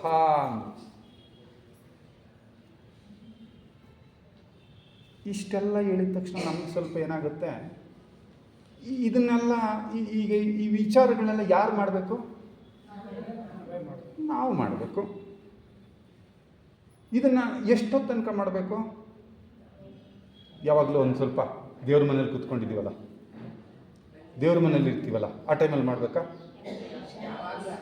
ಇಲ್ಲ, ಸ್ವಲ್ಪ ಧ್ಯಾನ ಕೂತ್ಕೋತೀವಲ್ಲ, ಒಂದು 20 ನಿಮಿಷ ಏನೋ ಟೈಮ್ ಮಾಡಿಕೊಂಡು ಅವಾಗ ಮಾಡ್ಕೋಬೇಕಾ? ಕ್ಷಣ. ಅದಕ್ಕೇನೆ ನಾವು ಬುದ್ಧಿವಂತರು. ಇಷ್ಟೆಲ್ಲ ಕಷ್ಟ ತಗೊಳ್ಳೋದು ಬೇಡ. ಆರಾಮಾಗಿ ಹೋಗ್ಬಿಟ್ಟು ಯಾರಿಗೋ ಒಬ್ರಿಗೆ ನಮಸ್ಕಾರ ಮಾಡಿಬಿಟ್ಟು ಎಲ್ಲ ನಿಮ್ಮ ಪಾದಕ್ಕೆ ಹಾಕಿದ್ದೀವಿ ಅನ್ನೋದು ಏನು, it's very easy, dead easy. ಈಗ ನಿಮಗೆ ಯೋಗಾಸನ ಮಾಡಿ, ಪ್ರಾಣಾಯಾಮ ಮಾಡಿ, ವಾಕ್ ಮಾಡಿ ಆರೋಗ್ಯ ಕಷ್ಟ. ಒಂದು 50-100 ರೂಪಾಯಿ ಕೊಟ್ಬಿಟ್ರೆ ಒಂದು ಮಾತ್ರೆ ಕೊಟ್ಬಿಡ್ತಾರೆ. ತಂದು ಹೆಂಗೆ ಹೇಳಿ? ಜಸ್ಟ್ ಯಾವ್ದು ಸುಲಭ? ದಿನ ಗಂಟೆಗಟ್ಟಲೆ ಯೋಗಾಸನ ಪ್ರಾಣಾಯಾಮ ಅದು ಇದು ಮಾಡೋದು ಸುಲಭನೋ? ಮೆಡಿಸಿನ್ ತಂದು ನುಂಗೋದು ಈಜಿನೋ? ಸೊ ನಾವು ಮಾಡ್ತಿರೋದು ಏನಂದರೆ, ಇದು ನಮಗೆ ಕಷ್ಟ ಆಗ್ತಾ ಇದೆ, ಆದರೆ ವಾಸ್ತವವಾಗಿ ನಮಗೆ ಗೊತ್ತಿದೆ. ಅಲ್ಲೇ ಸ್ಥೂಲವಾಗಿ ತಗೊಂಡ್ರು ಜಾಸ್ತಿ ಮಾತ್ರೆ ನುಂಗ್ತಾ ಹೋದ್ರೆ ಏನಾಗ್ತದೆ, ಒಂದೊಂದೇ ಪಾರ್ಟ್ಸು ಡ್ಯಾಮೇಜ್ ಆಗ್ತಾ ಬರುತ್ತೆ ಅಂತ ಸತ್ಯ ಗೊತ್ತಿದೆಯಲ್ಲ. ಇದು ಅದೇ ಸ್ಥಿತಿನೇ, ಇದು ಅದೇ ಸ್ಥಿತಿ. ನಾನು ಇದನ್ನು ಮಾಡಬೇಕು, ನನಗೋಸ್ಕರ ಮಾಡಬೇಕು, ನಾನೇ ಮಾಡಬೇಕು. ಇದನ್ನು ನನಗೋಸ್ಕರ ಯಾವ ಮುಖಂಡನೂ ಇದನ್ನು ಮಾಡೋದಕ್ಕಾಗೋದಿಲ್ಲ. ಯಾವುದನ್ನಾದರೂ ಆಶ್ರಯಿಸೋದ್ರ ಮೂಲಕ ನಾವಿದನ್ನು ಮಾಡೋಕ್ಕಾಗಲ್ಲ. ಇದರಿಂದ ನಾವು ಕೇವಲ ಯಾರನ್ನು ಆಶ್ರಯಿಸೋದ್ರ ಮೂಲಕ ಜಸ್ಟ್ ಏನು ಮಾಡ್ಬೋದು, ಸದ್ಯದ ಪರಿಸ್ಥಿತಿಯಿಂದ ಪಲಾಯನ ಮಾಡ್ಬೋದು ಅಷ್ಟೇ. ಅಲ್ಲಿ ಹೋದ್ರೆ ನನಗೆ ಸಮಾಧಾನ. ಅಂದರೆ ಯಾವಾಗಲೂ ಅಲ್ಲೇ ಇರೋಕ್ಕಾಗಲ್ಲ. ಸೊ ಅಲ್ಲಿ ಹೋಗಿರೋವರೆಗೂ ಸದ್ಯಕ್ಕೆ ನಾನು ಏನು ಮಾಡಿದ್ದೀನಿ, ಎಸ್ಕೇಪ್. ನನ್ನ ನಿಜವಾದ ಸ್ಥಿತಿಯಿಂದ ಸ್ವಲ್ಪ ಏನು ಮಾಡಿದ್ದೀನಿ, ಎಸ್ಕೇಪ್ ಆಗಿದ್ದೀನಿ. ಜಸ್ಟ್ ಒಬ್ಬ ಡ್ರಂಕರ್ ಮಾಡೋದೇನು ಕೆಲಸ? ಡ್ರಂಕರ್ಗೂ ನಮ್ಗೆ ಏನಾದ್ರು ವ್ಯತ್ಯಾಸ ಇದೆಯಾ? ಸ್ವಲ್ಪ ಆಲೋಚನೆ ಮಾಡಿ. ಅವ್ನು ಡ್ರಂಕರ್ ಇದ್ದಾನಲ್ಲ, ಅವನು ಏನಕ್ಕೆ ಕುಡಿತೀಯ ಅಂದರೆ ಏನು ಹೇಳ್ತಾನೆ? ಮರಿಬೇಕು ಸರ್, ಮರಿಬೇಕು. ಅಷ್ಟೊತ್ತಾದರೂ ನಾನು ನೆಮ್ಮದಿಯಾಗಿ ಇರ್ತೀನಿ. ಈಗ ಅವನು ಅದರಲ್ಲಿ ಮರಿತಾನೆ, ನಾವೇ ಅದರಲ್ಲಿ ಮರಿತೀವಿ. ಈ ಥರ ಪಲಾಯನದಲ್ಲಿ ಯಾರೋ ಗುರುಗಳು, ಯಾವುದೋ ದೇವಸ್ಥಾನ, ಮಗದೊಂದರಲ್ಲಿ ನಾವು ಮರಿತೀವಿ. ಏನಂತ ಹೆಚ್ಚಿನ ವ್ಯತ್ಯಾಸ ಇಲ್ಲ. ಅದಕ್ಕೋಸ್ಕರ ಈ ನನ್ನನ್ನು ನಾನು ಅರ್ಥ ಮಾಡಿಕೊಳ್ಳೋವರೆಗೂ ಕೂಡ ಇದು ಕೇವಲ ಪಲಾಯನವಾಗ್ತದೆ. ಅದಕ್ಕೋಸ್ಕರ ನಮ್ಮ ಆಲೋಚನೆಗೆ, ನಮ್ಮ ಪ್ರೀತಿಗೆ, ಕಾರ್ಯಾಚರಣೆಗೆ ಯಾವುದಕ್ಕೂ ಕೂಡ ಒಂದು ಆಧಾರವೇ ಇಲ್ಲ. ಎಲ್ಲಿವರೆಗೆ ನನ್ನನ್ನು ನಾನು ಅರ್ಥ ಮಾಡ್ಕೊಳ್ಳೋದಕ್ಕೆ ಪ್ರಯತ್ನ ಮಾಡೋವರೆಗೆ. ನೋಡಿ, ಇನ್ನೊಂದು ತಮಾಷೆ ಅಂದರೆ, ನಾನು ಆಗಲೇ ಪ್ರಾರಂಭದಲ್ಲಿ ಹೇಳಿದೆ, ಮಲಗಿಲ್ಲ, ನಾವು ಮಲಗಿರೋರ ಥರ ಇದೀವಿ ಅನ್ನೋದಕ್ಕೆ ಇನ್ನೊಂದು ಸಾಕ್ಷಿ ನಮಗೆ ಸಿಗುತ್ತೆ. ಯಾವ ಒಬ್ಬ ದೊಡ್ಡ ಆಧ್ಯಾತ್ಮ ಬೋಧಕರನ್ನ ತೆಗೆದುಕೊಂಡರು ಕೂಡ ನಮಗೆ ಹೇಳಿದ್ದವ್ರು ಏನು ಹೇಳಿದ್ರು? ಸ್ವಾಧ್ಯಾಯ ಮಾಡಿಕೊಳ್ಳಿ ಅಂತ ಹೇಳಿದ್ರೋ ಇಲ್ವೋ? ಸ್ವಾಧ್ಯಾಯ ಮಾಡಿಕೊಳ್ಳಿ ಅಂತ ನಮ್ಗೆ ಎಲ್ಲ ಮಹಾತ್ಮರು ಹೇಳಿದಾರೋ ಇಲ್ವೋ? ಸ್ವಾಧ್ಯಾಯ ಮಾಡಿಕೊಳ್ಳಿ ಅಂದರೆ ನಾವು ಮತ್ತು ಪುಸ್ತಕನೇ ಓದಿದ್ದು. ಅವರು ಸ್ವಾಧ್ಯಾಯ ಮಾಡಿಕೊಳ್ಳಿ ಅಂತ ಹೇಳುವಾಗ ಪುಸ್ತಕ ಓದಿ ಅಂತ ಹೇಳಿದ್ದು. ಸ್ವ ಅಧ್ಯಾಯ, ನನ್ನನ್ನು ನಾನೇ ಅಂದರೆ 2 ಸ್ವಾಧ್ಯಾಯ ಅಂದರೆ ಮತ್ತೆ 2 ಹೆಂಗೆರಡು? ನಾನೇ ನನ್ನನ್ನೇ. ಮತ್ತು ಇದನ್ನು ಮಾಡಿ ಅಂತ ಎಲ್ಲ ದಾರ್ಶನಿಕರು ಹೇಳಿದ್ರಲ್ಲ, ನಾವಿದನ್ನು ಮಾಡ್ತಾ ಇದ್ದೇವಾ? ಯಾರು ಸ್ವಾಧ್ಯಾಯ ಮಾಡಿಕೊಳ್ಳಿ ಅಂತ ಹೇಳಿದ್ರಲ್ಲ, ಅವ್ರದ್ದೊಂದು ಫೋಟೋ ಮಾಡಿಬಿಟ್ವಿ. ಯಾರು ನಿಮ್ಮನ್ನು ನೀವು ಸ್ವಾಧ್ಯಾಯ ಮಾಡಿಕೊಳ್ಳ್ರಿ ಅಂದ್ರೆ ಅವ್ರಿಗೊಂದು ವಿಗ್ರಹ ಮಾಡಿದ್ವಿ. ನಿತ್ಯ ಪೂಜೆ ಶುರು ಮಾಡಿದ್ವಿ. ಆ ಫೋಟೋಗೆ, ಆ ವಿಗ್ರಹಕ್ಕೆ ನಿತ್ಯ ಪೂಜೆ. ಸ್ವಾಧ್ಯಾಯ ನಡೀತಾ?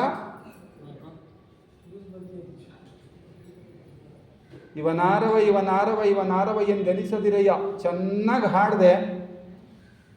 ನೀವು ಯಾವ ಮತದವರು? ಇಲ್ಲಿ ನಿಂತ್ಕೊಂಡು ಇವನಾರವ ಇಂದೆನಿಸದಿರಯ್ಯ, ಇವ ನಮ್ಮವ ಅಂದೆ.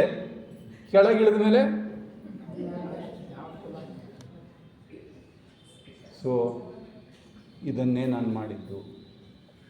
ಸ್ವಾಧ್ಯಾಯ ಮಾಡಿ ಅಂತ ಎಲ್ಲರೂ ಹೇಳಿದ್ರು, ಅದನ್ನು ಮಾಡೋದನ್ನು ಬಿಟ್ಟು ಬೇರೇನನ್ನೋ ಮಾಡ್ತಾ ಇದ್ದೇವೆ. ಸೊ ನಮ್ಮಲ್ಲಿ ಇಂಥ ಒಂದು ಅಲ್ಪತನ, ಹೊಟ್ಟೆ ಕಿಚ್ಚು, ದುರಾಸೆ ಇವೆಲ್ಲವೂ ನಮ್ಮ ಒಳಗಡೆ ಇದ್ದರೆ ನಾನು ಪ್ರಪಂಚಕ್ಕೆ ಏನನ್ನ ಕೊಡ್ತೇನೆ? ಈಗ ನೀವು ಬಂದು ನನ್ನ ಹತ್ರ ಏನೋ ಕೇಳಿದ್ರೆ ನಾನು ಏನು ಕೊಡಬಲ್ಲೆ? ವಾಸ್ತವವಾಗಿ ಏನು ಕೊಡಬಲ್ಲೆ? ನಾನು ನನ್ನ ಹತ್ರ ಇರೋದನ್ನು ಕೊಡಬಲ್ಲೆ. ಸೊ ಈಗ ನನ್ನ ಹತ್ರ ಇರೋದೇನು? ಸುಮ್ಮನೆ ನೋಡಿಕೊಂಡ್ರೆ ನಮ್ಮೊಳಗಡೆ ಒಬ್ಬೊಬ್ಬರೊಳಗಡೆ ಇರೋನು ಅದೇ ಗೊಂದಲ, ಅದೇ ತುಮುಲ, ಅದೇ ದುಃಖ, ಅದೇ ದ್ವೇಷ, ಅದೇ ಅದೇ ಅದೇ. ಸೊ ನಾನೇನು ಕೊಡ್ತೀನಿ ಪ್ರಪಂಚಕ್ಕೆ ಮತ್ತೆ ಅಂದರೆ ಅದನ್ನೇ ಕೊಡ್ತೇನೆ. ಆದರೆ ಇದನ್ನೇ ಕೊಡ್ತಾ ಇರುವ ನಾನು ನಿರೀಕ್ಷೆ ಮಾಡ್ತೇನೆ ಸಮಾಜ ಹೆಂಗಿರಬೇಕು?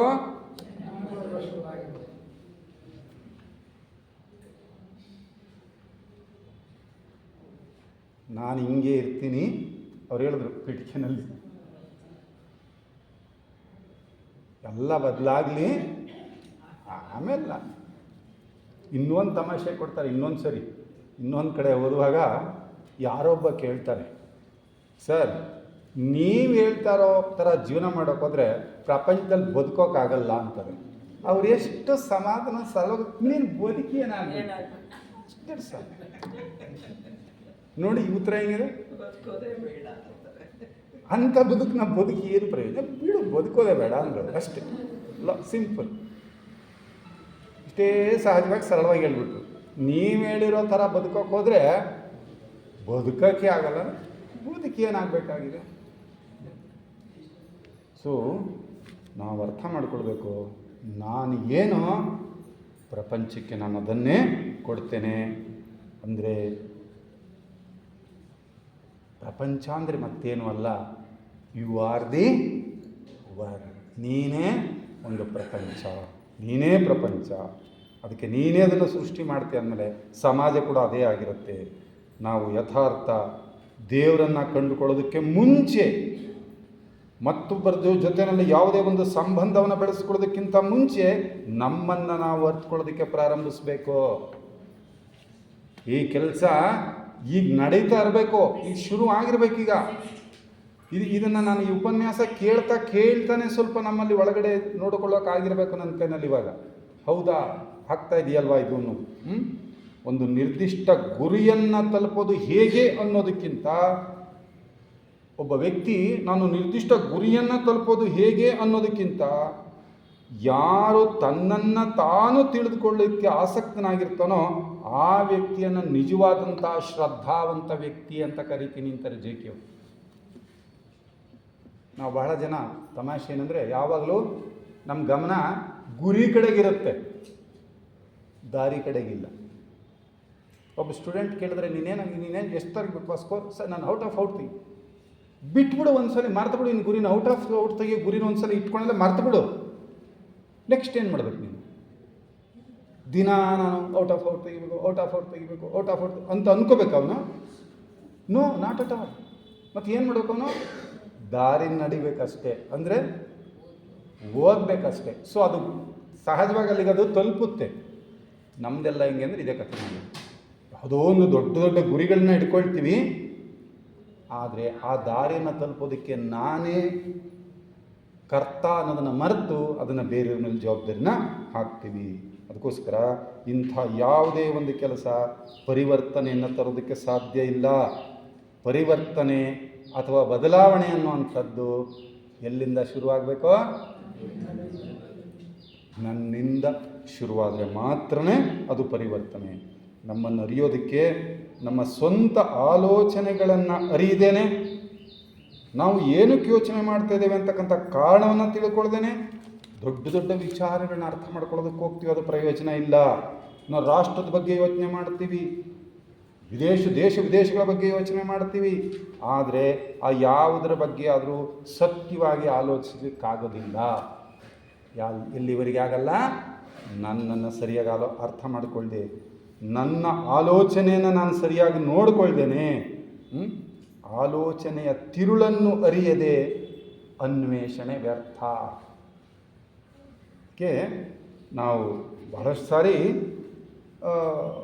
ಕೆಲವು ದೊಡ್ಡ ದೊಡ್ಡ ವಿಷಯಗಳು, ಜೀವನ ಅಂತಿಮ ಗುರಿ ಏನು, ಹೊರಗಡೆ ಯುದ್ಧಗಳು ನಡೀತಾ ಇದೆ, ಏನು ಅಸ್ತವ್ಯಸ್ತ ಇದೆ, ಇದೆಲ್ಲದಕ್ಕೆ ಕಾರಣ ಏನು ಅಂತ ನಾವು ಇಂಥ ವಿಚಾರಗಳನ್ನ ಅರ್ಥ ಮಾಡ್ಕೊಳ್ತೀವಿ. ಅದರ ಬದಲು ನಮ್ಮನ್ನು ಅರ್ಥ ಮಾಡ್ಕೊಳ್ಳಲಿಕ್ಕೆ ಪ್ರಾರಂಭ ಆಗಬೇಕು. ಯುದ್ಧ ನಡೀತಾ ಇರೋದು ಅಲ್ಲಲ್ಲ. ಎಲ್ಲಿ ಯುದ್ಧ? ನನ್ನಲ್ಲೇ ಯುದ್ಧ ನಡೀತಾ ಇದೆ. ನಾನು ಯಾವ ಯುದ್ಧದ ಬಗ್ಗೆ ಯೋಚನೆ ಮಾಡ್ತಾ ಇದ್ದೇನೆ? ಪ್ರಪಂಚದಲ್ಲಿ ನಡೀತಾ ಇರೋ ಯುದ್ಧದ ಬಗ್ಗೆ ಯೋಚನೆ ಮಾಡ್ತಾ ಇದ್ದೇನೆ. ಆದರೆ ಮೂಲತಃ ಯುದ್ಧ ನನ್ನೊಳಗಡೆ ನಡೀತಾ ಇದೆ. ಅದನ್ನು ನಾನು ಸರಿಯಾಗಿ ಅರ್ಥ ಮಾಡ್ಕೊಳ್ಬೇಕು. ಇದು ಸರಳವಾಗಿರುವಂತೆ ಕಂಡರೂ ಬಹು ಕಷ್ಟಕರವಾದ ಕೆಲಸ. ಕೇಳೋದಕ್ಕೆ ಭಾಳ ಸುಲಭ, ಆದರೆ ಕಷ್ಟ. ಯಾಕೆಂದರೆ ಯಾವಾಗಲೂ ನನ್ನ ಗಮನ ಯಾವ ಕಡೆಗಿದೆ? ಹೊರಗಿನ ಕಡೆ. ಅದಕ್ಕೆ ಕಷ್ಟ ಆಗ್ತಾ ಇರೋದು ನನಗೆ. ನನ್ನೊಳಗಡೆ ನೋಡ್ಕೊಳ್ಳೋದಕ್ಕೆ ನನಗೆ ಯಾಕೆ ಕಷ್ಟ ಅಂದರೆ ಅಭ್ಯಾಸ ಬಲ. ನಮ್ಗೆ ಹೊರಗಡೆ ನೋಡೋ ಅಭ್ಯಾಸ ಆಗಿಬಿಟ್ಟಿದೆ. ತನ್ನನ್ನು ತಾನು ಅಧ್ಯಯನ ಮಾಡಿಕೊಳ್ಳಲು, ತನ್ನ ಆಲೋಚನೆಯ ರೀತಿಯನ್ನು ನೋಡಿಕೊಳ್ಳಲು ವ್ಯಕ್ತಿ ವಿಶೇಷ ಎಚ್ಚರದಿಂದಿರಬೇಕೋ. JK ಅವರ ಎಲ್ಲ ಬೋಧನೆಗಳ ತಿರುಳು ಈ ಶಬ್ದ. ನನ್ನನ್ನು ಅರ್ಥ ಮಾಡ್ಕೊಳ್ಳೋಕೆ ನಾನು ಹೇಳೋದು, ನಾನು ದೇವಸ್ಥಾನದಲ್ಲಿರೋ ಅರ್ಧ ಗಂಟೆ, ಧ್ಯಾನ ಮಾಡ್ತಾ ಇರೋ ಅರ್ಧ ಗಂಟೆ ಅಲ್ಲ. ಸದಾ ಚಾಯ್ಸ್ಲೆಸ್ ಅವೇರ್ನೆಸ್, ಆಯ್ಕೆ ರಹಿತ, ಅಲ್ಲಿ ಇಲ್ಲಿ ಇಲ್ಲ, ಯಾವಾಗಲೂ ಇರಬೇಕಾಗ್ತದೆ. ತನ್ನ ಪ್ರತಿಕ್ರಿಯೆಗಳು ಮತ್ತು ಭಾವನೆಗಳ ಬಗ್ಗೆ ಹೆಚ್ಚು ಹೆಚ್ಚು ಎಚ್ಚರ ವಹಿಸಿದಂತೆಲ್ಲ ತನ್ನ ಬಗ್ಗೆ ಹಾಗೂ ತನ್ನೊಡನೆ ಸಂಬಂಧ ಪಡೆದಿರುವ ಬೇರೆ ವ್ಯಕ್ತಿಯ ಬಗ್ಗೆಯೂ ಸಹ ಅರಿವು ಹೆಚ್ಚುತ್ತಾ ಹೋಗುತ್ತದೆ. So what is going on? ನಮ್ಮೊಳಗಡೆ ಏನು ನಡೀತಾ ಇದೆ? ಕ್ರಿಯೆ, ಪ್ರತಿಕ್ರಿಯೆ. ನೋಡಿ, ಇದು ನಡೀತಾನೆ ಹೋಗ್ತಾ ಇದೆ. ಇದನ್ನು ಅರ್ಥ ಮಾಡ್ಕೊಳ್ಬೇಕು ನಾವು. ನನ್ನೊಳಗಡೆ ನಡೀತಾ ಇರ್ತಕ್ಕಂತಹ ಕ್ರಿಯೆಗಳನ್ನು, ಆ ಆಲೋಚಿಸುವಿಕೆಯ ಜಟಿಲತೆಗಳನ್ನು, ಅದೆಲ್ಲವನ್ನು ನಾನು ಅರ್ಥ ಮಾಡ್ಕೊಳ್ತಾ ಹೋದಾಗ ಆ ಸಂಬಂಧಗಳು ಕೂಡ ಸುಧಾರಿಸ್ಕೊಳ್ತಾ ಹೋಗುತ್ತೆ. ಇದಕ್ಕೆ ಅದಮ್ಯವಾದ ತಾಳ್ಮೆ ಬೇಕು. ಅದಮ್ಯವಾದ ತಾಳ್ಮೆ ಬೇಕು ಇದಕ್ಕೆ. ಅದಕ್ಕೆ ನಾವು ಯಾರು ಈ ತಾಳ್ಮೆ ಇಲ್ಲದೆ ಇರೋದಕ್ಕೋಸ್ಕರ ಮೆಡಿಕಲ್ ಶಾಪ್ಗೆ ಹೋಗ್ತೀವಿ. ಯಾಕೆಂದರೆ ತಿಂಗಳುಗಟ್ಟಲೆ ಪ್ರಾಣಾಯಾಮ ಮಾಡಬೇಕು, ಯೋಗಾಸನ ಮಾಡಬೇಕು, ವರ್ಷಗಟ್ಟಲೆ ಮಾಡ್ತಾ ಹೋಗ್ಬೇಕು, ನಿರಂತರ. ಅದಕ್ಕೆ ನಿರಂತರ ಮಾಡೋಕ್ಕಾಗದಕ್ಕೆ ನಿರಂತರ ಟ್ಯಾಬ್ಲೆಟ್ಗೆ ಹೋಗ್ತೀವಿ. ಅದು ಅಭ್ಯಾಸ ಆಗಿದೆ ನಮಗೆ. ನೋಡಿ, ಇದು ದೊಡ್ಡ ಕಷ್ಟ. ಯಾವಾಗಲೂ ಯಾವುದೋ ಒಂದು ಗುರಿಯನ್ನು ಮುಟ್ಲಿಕ್ಕೆ ನಾವು ಬಯಸ್ತೇವೆ. ನಮ್ಮನ್ನು ನಾವು ಅಧ್ಯಯನ ಮಾಡ್ಕೊಳ್ಬೇಕಾದ್ರೆ ನಮಗೆ ಕಾಲ, ಅವಕಾಶ ಯಾವುದೂ ಇಲ್ಲ ನಮಗಿವಾಗ. ಯಾಕೆ ಅಂದರೆ ಈ ಬಾಹ್ಯ ಜೀವನ ಅಂತಕ್ಕಂಥದ್ದು ಅಷ್ಟು ನಮಗೆ ಒತ್ತಡ ಮಾಡಿಕೊಂಡಿದ್ದೇವೆ. ನನ್ನನ್ನು ನಾನು ನೋಡ್ಕೊಳ್ಳೋಕ್ಕೆ ನನ್ನ ಹತ್ರ ಟೈಮ್ ಇಲ್ಲ, ಅವಕಾಶ ಇಲ್ಲ. ಯಾಕೆಂದರೆ ನಾನು ಎಲ್ಲೋ ಮನೆಯ ಜವಾಬ್ದಾರಿ, ಮಕ್ಕಳನ್ನ ಬೆಳೆಸಬೇಕು, ಸಂಘ ಸಂಸ್ಥೆಗಳ ಜವಾಬ್ದಾರಿ, ಆ ಜವಾಬ್ದಾರಿ, ಈ ಜವಾಬ್ದಾರಿ, ನನ್ನದು ಅಲ್ಲದ ಜವಾಬ್ದಾರಿಗಳನ್ನೂ ಕೂಡ ನಾವೇನು ಮಾಡ್ತೀವಿ ಇವಾಗ? ಕಟ್ಕೊಳ್ತಾ ನನ್ನನ್ನು ನೋಡ್ಕೊಳ್ಳೋಕ್ಕೆ, ನಮ್ಮ ಬಗ್ಗೆ ಆಳವಾಗಿ ಚಿಂತಿಸಲಿಕ್ಕೆ, ವೀಕ್ಷಿಸಲಿಕ್ಕೆ, ಅಧ್ಯಯನ ಮಾಡಲಿಕ್ಕೆ ನಮ್ಮ ಹತ್ರ ಸಮಯ ಇಲ್ಲ. ಇದು ದುರದೃಷ್ಟ. ಸೊ ಈ ಎಲ್ಲವನ್ನು ಮಾಡಬೇಕು ಅಂದರೆ ನನಗೆ ನಿಜವಾಗಲೂ ಸಮಯ ಬೇಕು. ನನಗೋಸ್ಕರ ಒಂದಷ್ಟು ಸಮಯ ಬೇಕು. ಇಂಥ ಜವಾಬ್ದಾರಿ ಯಾರ ಮೇಲಿದೆ? ನನ್ನ ಒಂದು ಪ್ರತಿಕ್ರಿಯೆಗಳಿಗೆ ಜವಾಬ್ದಾರಿ ಮತ್ತೊಬ್ಬರ ಮೇಲಿದೆಯೋ, ನನ್ನ ಮೇಲಿದೆಯೋ? ನನ್ನ ಮೇಲಿದೆ. ಘಟನೆಗಳು ಪರಾಧೀನ, ಪ್ರತಿಕ್ರಿಯೆ ಯಾರ ಅಧೀನ ಅಲ್ವಾ? ಈಗ ನಾವು ಘಟನೆಗಳನ್ನ ಸರಿ ಮಾಡೋದಕ್ಕೆ ಹೋಗ್ತೀವಿ. ಘಟನೆಗಳನ್ನ ಸರಿ ಮಾಡೋಕ್ಕಾಗುತ್ತಾ? No, not at all. Definite ಆಗೋದು. ಆದರೆ ಯಾವುದನ್ನು ಸರಿ ಮಾಡ್ಕೋಬೋದು? ಪ್ರತಿಕ್ರಿಯೆಯನ್ನು ಸರಿ ಮಾಡ್ಕೊಳ್ಬೋದು. ಪ್ರತಿಕ್ರಿಯಿಸ್ತಾರೋ ಯಾರು? ನಾನು. ಅದಕ್ಕೋಸ್ಕರ ನನ್ನನ್ನು ನಾನು ಸರಿ ಮಾಡ್ಕೊಳ್ಬೋದು. ಮತ್ತೆ ವಿಚಾರ ಇದಕ್ಕೋಸ್ಕರ ಇದನ್ನು ಯಾರ ಮೇಲೋ, ಯಾರೋ ಗುರುಗಳ ಮೇಲೋ, ಒಂದು ಗ್ರಂಥದ ಮೇಲೋ, ಮತ್ತೊಂದರ ಮೇಲೋ ಅವಲಂಬಿತವಾದರೆ ಖಂಡಿತ ಸಾಧ್ಯ ಇಲ್ಲ. ಅದಕ್ಕೋಸ್ಕರ ನಾವು ಇದನ್ನು ನನಗೋಸ್ಕರ ನಾನು ಮಾಡಬೇಕು. ನೋ ದೈ ಸೆಲ್ಫ್ ಅಂತಾನೆ, ನೋ ದೈ ಸೆಲ್ಫ್. ನಮ್ಮನ್ನು ಹೆಚ್ಚೆಚ್ಚಾಗಿ ನಾವು ತಿಳಿದುಕೊಂಡಂತೆಲ್ಲ ಆ ಸ್ಪಷ್ಟತೆಯೂ ಕೂಡ ನಮಗೆ ಹೆಚ್ಚುತ್ತಾ ಬರ್ತದೆ. ಇದಕ್ಕೆ ಯಾವತ್ತಾದರೂ ಕೊನೆ ಇದೆಯಾ? ಇದು ಕೊನೆಯಿಲ್ಲದ ನದಿ, ಕೊನೆ ಮೊದಲಿಲ್ಲದ ನದಿ ಇದು. ಸೊ ಇದಕ್ಕೆ ನಾವು ಕೊನೆ ಅಂತ ಯಾವುದನ್ನ ಕರೆಯೋದು? ಅದಕ್ಕೆ ಇದು ನಿರಂತರ ನಾವು ಮಾಡ್ತಾ ಹೋಗಬೇಕು, ನಿರಂತರ ಎಚ್ಚರವಾಗಿರಬೇಕು.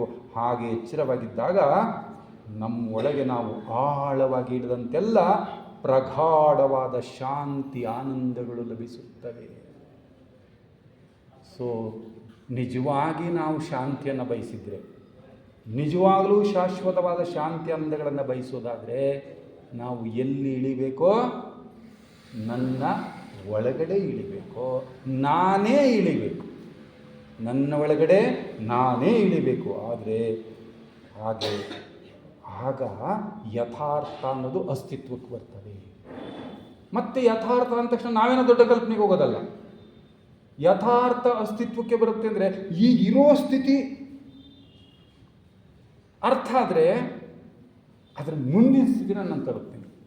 ಒಂದು ತಮಾಷೆಗೆ ಎಕ್ಸಾಂಪಲ್ ಕೊಡ್ಬೋದು ಇದಕ್ಕೆ. ನಾನು ಎಲ್ಲೋ ಒಂದು ಕಡೆ ಹೋಗಿದ್ದೀನಿ, ನಾನು 2 ವೀಲರ್ ಸ್ಟಾರ್ಟ್ ಮಾಡ್ತೇನೆ, ಹೆಡ್ಲೈಟ್ ಆನ್ ಮಾಡ್ತೀನಿ, ರಾತ್ರಿ ಹೊತ್ತು ಹೆಡ್ಲೈಟ್ ಆನ್ ಮಾಡಿದ ತಕ್ಷಣ ಇಲ್ಲಿಂದ ನನ್ನ ಮನೆವರೆಗೂ ದಾರಿ ಕಂಡುಬಿಡುತ್ತಾ ನನಗೆ. ಹೆಡ್ಲೈಟ್ ಆನ್ ಮಾಡಿದ ತಕ್ಷಣ ನಾನು ಸ್ಟಾರ್ಟಿಂಗ್ ಪ್ಲೇಸಿಂದ ನನ್ನ ಮನೆವರೆಗೂ ದಾರಿ ಕಾಣುತ್ತಾ? ಕಾಣಲ್ಲ. ನಾನು ಮುಂದಕ್ಕೆ ಹೋಗ್ತಾ ಇರ್ತೀನಿ, ಅದರ ಮುಂದೆ finally we have to reach our goal. ಹಾಗೆಯೇ ನನಗೆ ಆ ಯಥಾರ್ಥ ಅಂದರೆ ನಾನು ಇರೋ ಸ್ಥಿತಿ ನನಗೆ ಅರ್ಥ ಆಗ್ತಾ ಹೋಗುತ್ತೆ. ಅಲ್ಲಿ ಹೋಗ್ತಾ ಆಳಕ್ಕೆ ಇಳಿದಂತೆಲ್ಲ ನಿಜವಾಗ್ಲೂ ಕೂಡ ಒಂದು ಅದ್ಭುತವಾದಂತಹ ಒಂದು ಶಾಂತಿ, ಅದ್ಭುತವಾದಂತಹ ಸಮಾಧಾನ ಅದು ಖಂಡಿತ ನಮಗೆ ಸಿಗೋದಕ್ಕೆ ಸಾಧ್ಯ. ಇಂತಹ ಅರಿವು ಮತ್ತು ಅನುಭವಗಳನ್ನು ಪಡೆದುಕೊಳ್ಳದೆ ಕೇವಲ ಪುಸ್ತಕಗಳನ್ನು ಓದುವುದು, ಉಪನ್ಯಾಸಗಳಿಗೆ ಹಾಜರಾಗುವುದು, ಪ್ರಸಾರ ಮಾಡುವುದು ಇವೆಲ್ಲವೂ ಕೂಡ ಮಕ್ಕಳಾಟದಂತೆ ಅರ್ಥವಿಲ್ಲದ ಕೇವಲ ಚಟುವಟಿಕೆಗಳು ಮಾತ್ರ ಅಂದ್ಬಿಟ್ಟು ಎಲ್ಲೋಗೋಣ ಪ್ರಚಾರ ಮಾಡೋದು.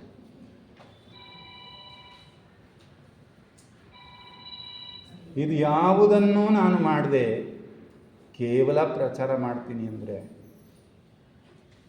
ಅದು ಮಕ್ಕಳ ಆಟ.